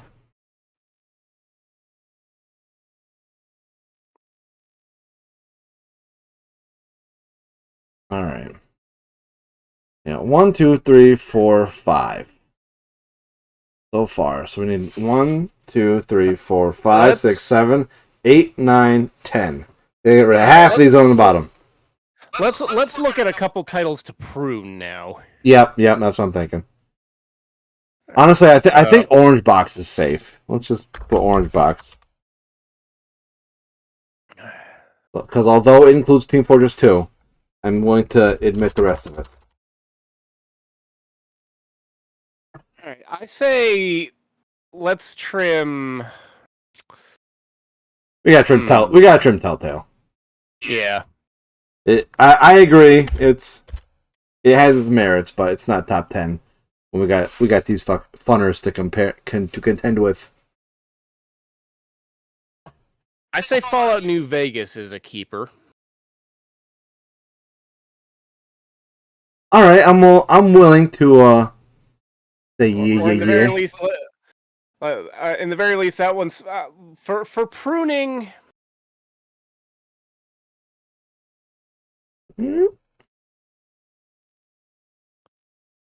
I feel like Softball Tengoku is just a little bit too out there. Fine, I'm not happy about this. I'm not necessarily happy about it either, but I have to speak to the truth. That, most people have probably never even heard of it. Let's see. What do we got? 1, 2, 3, 4, 5, 6. We got 6 for sure's. 1, 2, 3, 4, 5, 6, 7, 8, 9. You got 9. 1, 2, 3, 4, 5, 6, 7, 8, 9. Yeah, we got 9 for 4 spots. So I got rid of 5. You know what? It kills me, but you're right. Softball heaven. And you're right. It's not for fun, design, any of this stuff. It's for legacy reasons. It can't be in the top 10. So definitely look up softball heaven. For that reason, though, I would also say trim. The next 3 that I'd say trim would be Mario Kart, Borderlands, and Resident Evil.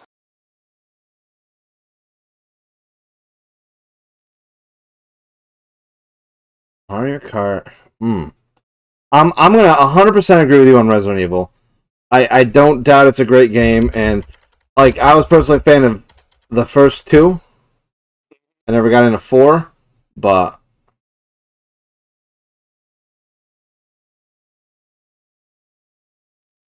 okay. So I think we got Fallout,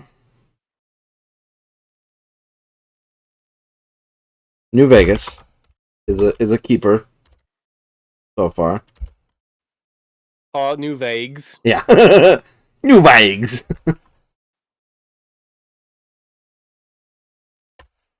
So we're doing Mario RPG. That's gotta be.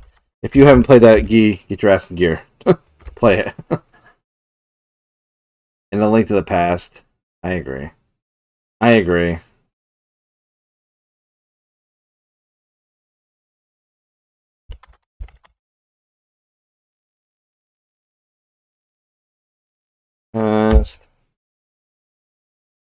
And Tetris. We're saying Tetris is a keeper. Yes. 1, 2, 3, 4, 5, 6, 7, 8, 9. Is that 10? 1, 2, 3, 4, 5, 6, 7, 8, 9, 10. That's 10. Tetris is number 10. We're saying get rid of the rest of these 3? I have no issues really getting rid of Mario Kart and Borderlands at this point, but Call of Duty, I can't help but wonder if... that's the one that's bugging me too. Like I'm not sure if it belongs or not. Which is the least? The least of these games, I think the one that would be number 10 of the top of the other than Call of Duty. I think it's between Call of Duty and Fallout. What do you think? Who do you think deserves to be on the chopping block?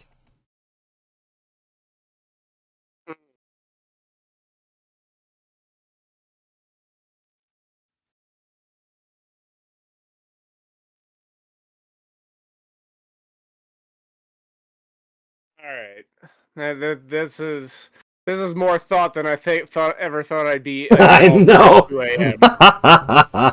Hey, we've had some conversations. All right.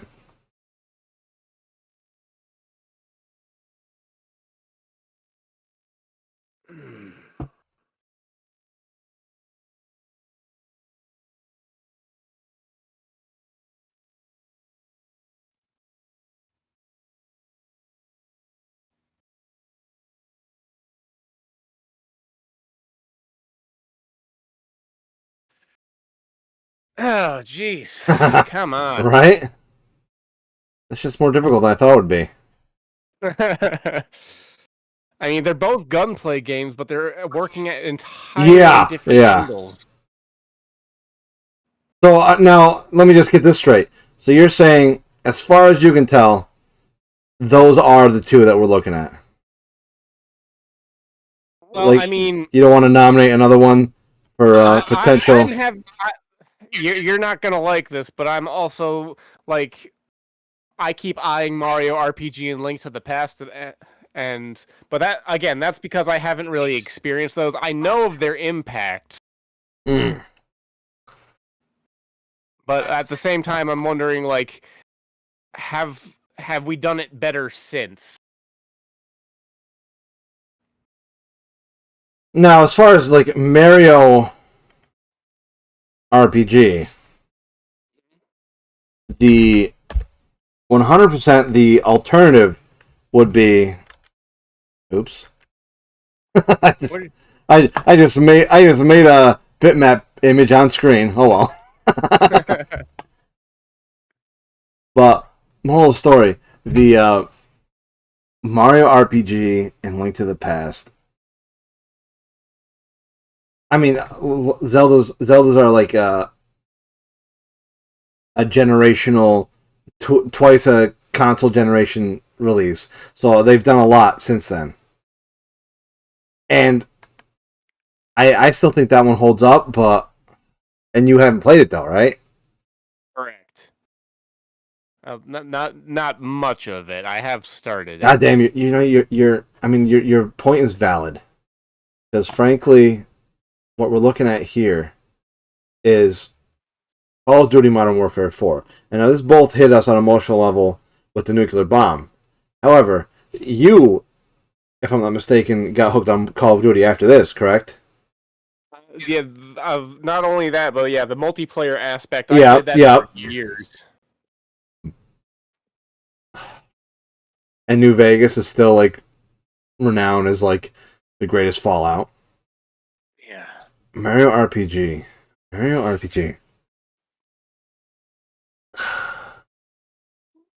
Oof, ouch, owie. Now, I'm gonna go off on a limb here with Mario RPG. It was the launch pad for the Paper Mario series, basically. And Paper Mario, in comparison, horrible. They done Mario RPG dirty. And that's the reason why you see people clamoring for another true Mario RPG sequel and for Geno in Smash Brothers. But I know next to nothing about that. I just know Geno is a big thing. Now, here's the thing. I'm not willing to move off A Link of the Past. However, I think the final cut is between Call of Duty 4, Modern Warfare, and Mario RPG.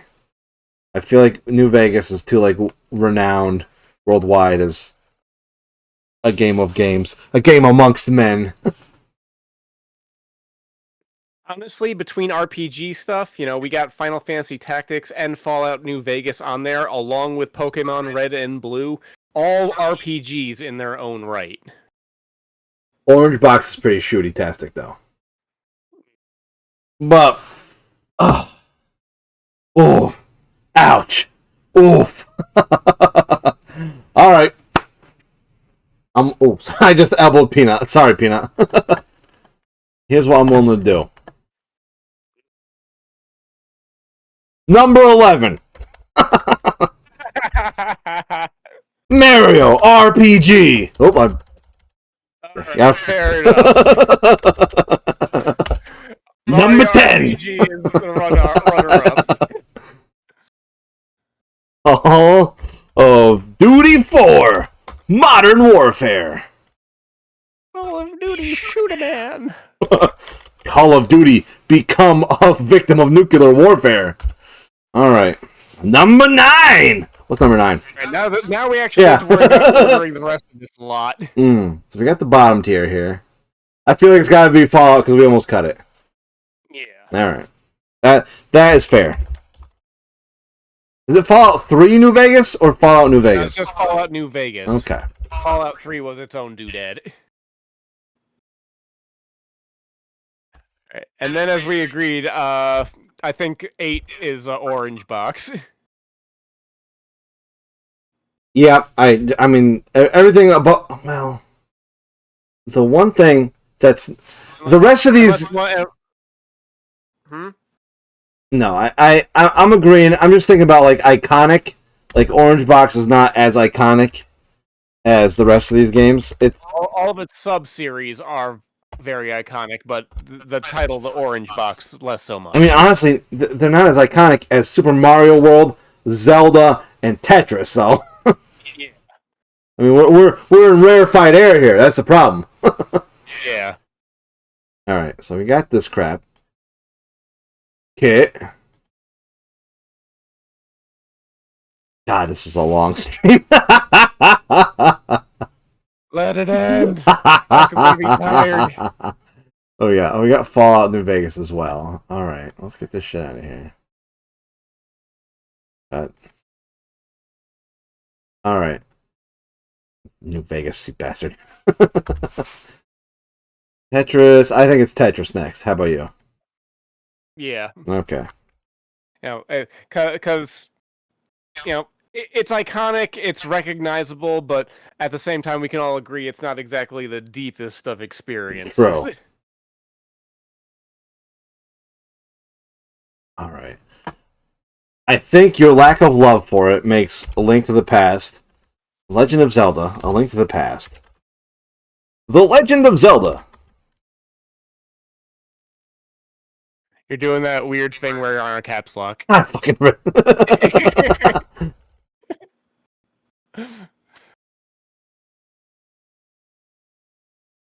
The Legend of Zelda, A Link to the Past.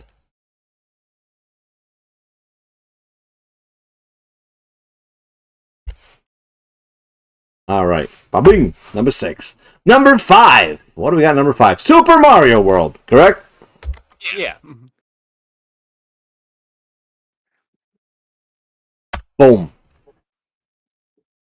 Top 4 Right, games of all time. Tier. Fun. This is hard. All right. Well, honestly, I think you're right. Star Fox is number 1. Yeah. Because the reason is I see flaws in the rest of them.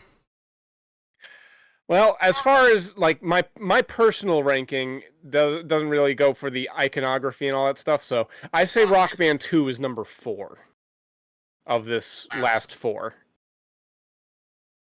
Give me your top 4 rating, and we'll see. Star Fox 64 1, Pokemon 2, Tactics 3, Rock Band 4. Honestly, I can't argue with that. We got number 4. This is gonna be a bitch to edit, just so you know. All this. You are welcome. You're doing caps lock again. What if anyone's talking to us? I somehow doubt it.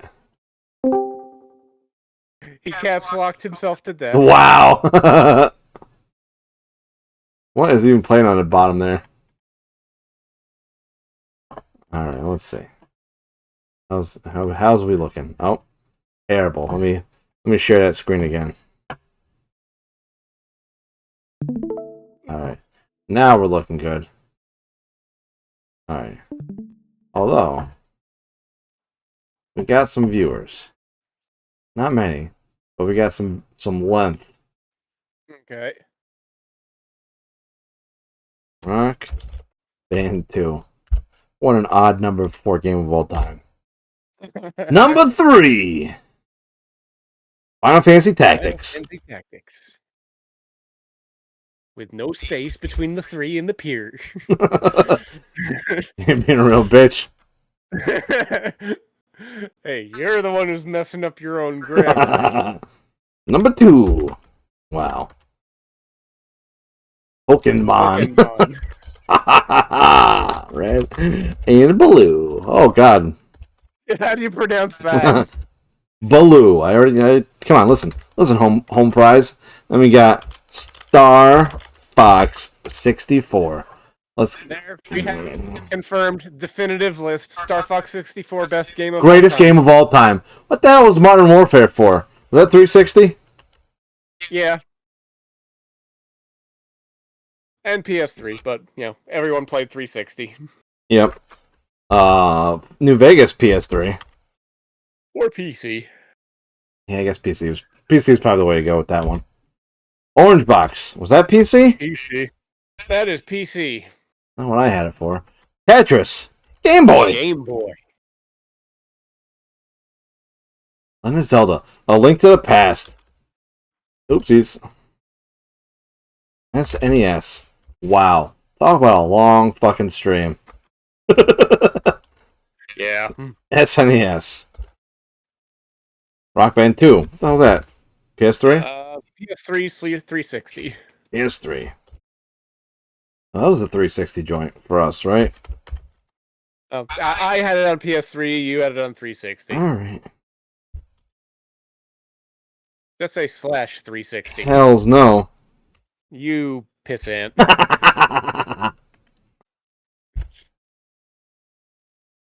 Alright, good. Pokemon's Red and Blue. Game Boy. It's the Game Boy. N64. Wow. That was... There, we have it. Congratulations, everyone. We've solved the questions of the internet. We've figured out the top 10 and the runner-up. the top 11 games of all time. If you disagree, sorry, you're factually wrong. You are incorrect, sir. There it is. Bada bing, bada boom. No consent in the room. We done it. Fantastic. I want to die in my bed now. I'm out on the field, Gheeotine. You know this shit ain't over. Oh, why? Oops. Forget that noise. Alright. Bear with me. You've been here for 5 hours already. What's another fucking 10 minutes? I have to work and I have to get up for work in 4.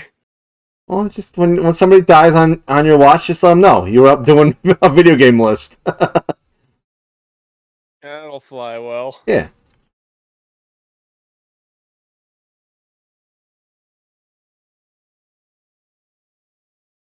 You bitch ass. This is the worst thing that's ever happened to me in my life. I think you know that. Why are you keeping me here? Let it end. Oh, when you figure out what's going on, you're gonna love it. You're gonna be like, "Thank you, Sleegmar. I'm glad this happened to me." Come on, you motherfucker! I want to go too.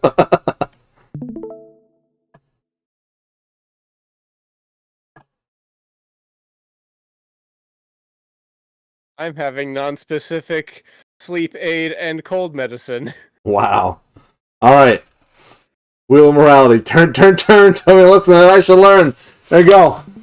Gee, what do I need? What did I learn today? I don't know if this counts because you might have known of this stuff in the background, but you learned my rationale for Rock Band 2 being my number 1? Fair. What did Gheeotine learn? You know what you learned today, Gheeotine? You learned that you can function perfectly well on like 3 hours of sleep at work. And there we have it. Top 10 definitive video game list of all time. Bar none. No question asked. Star Fox 64. Greatest game of all time. See you in hell. Fuck Alan Bell. Good night. Alright, that was hideous. But we did it. Let's next time. Let's just go over, or let's go over top 5 something if it's going to be 4 people's lists. Well, you know, like I don't think it wasn't the list. It wasn't anything. I think we just had a lot to talk about. Yeah, I don't know what the fuck took 4 hours. What? I like. It's gonna be a pain in the ass, but I feel like this is gonna be one hell of a video at least. So hopefully, yeah. And with a name like the definitive top 10 video games of all time, hopefully somebody clicks on it who's not a Nazi. Oh, I bet people are going to be pissed. Yeah. I mean, honestly, I was thinking back in my head, if we can sneak Softball Heaven on this list, Nazis are going to get pissed again. Well, all right. Let's all go curl into a ball and die. Agreed. Good All right, night. toodles.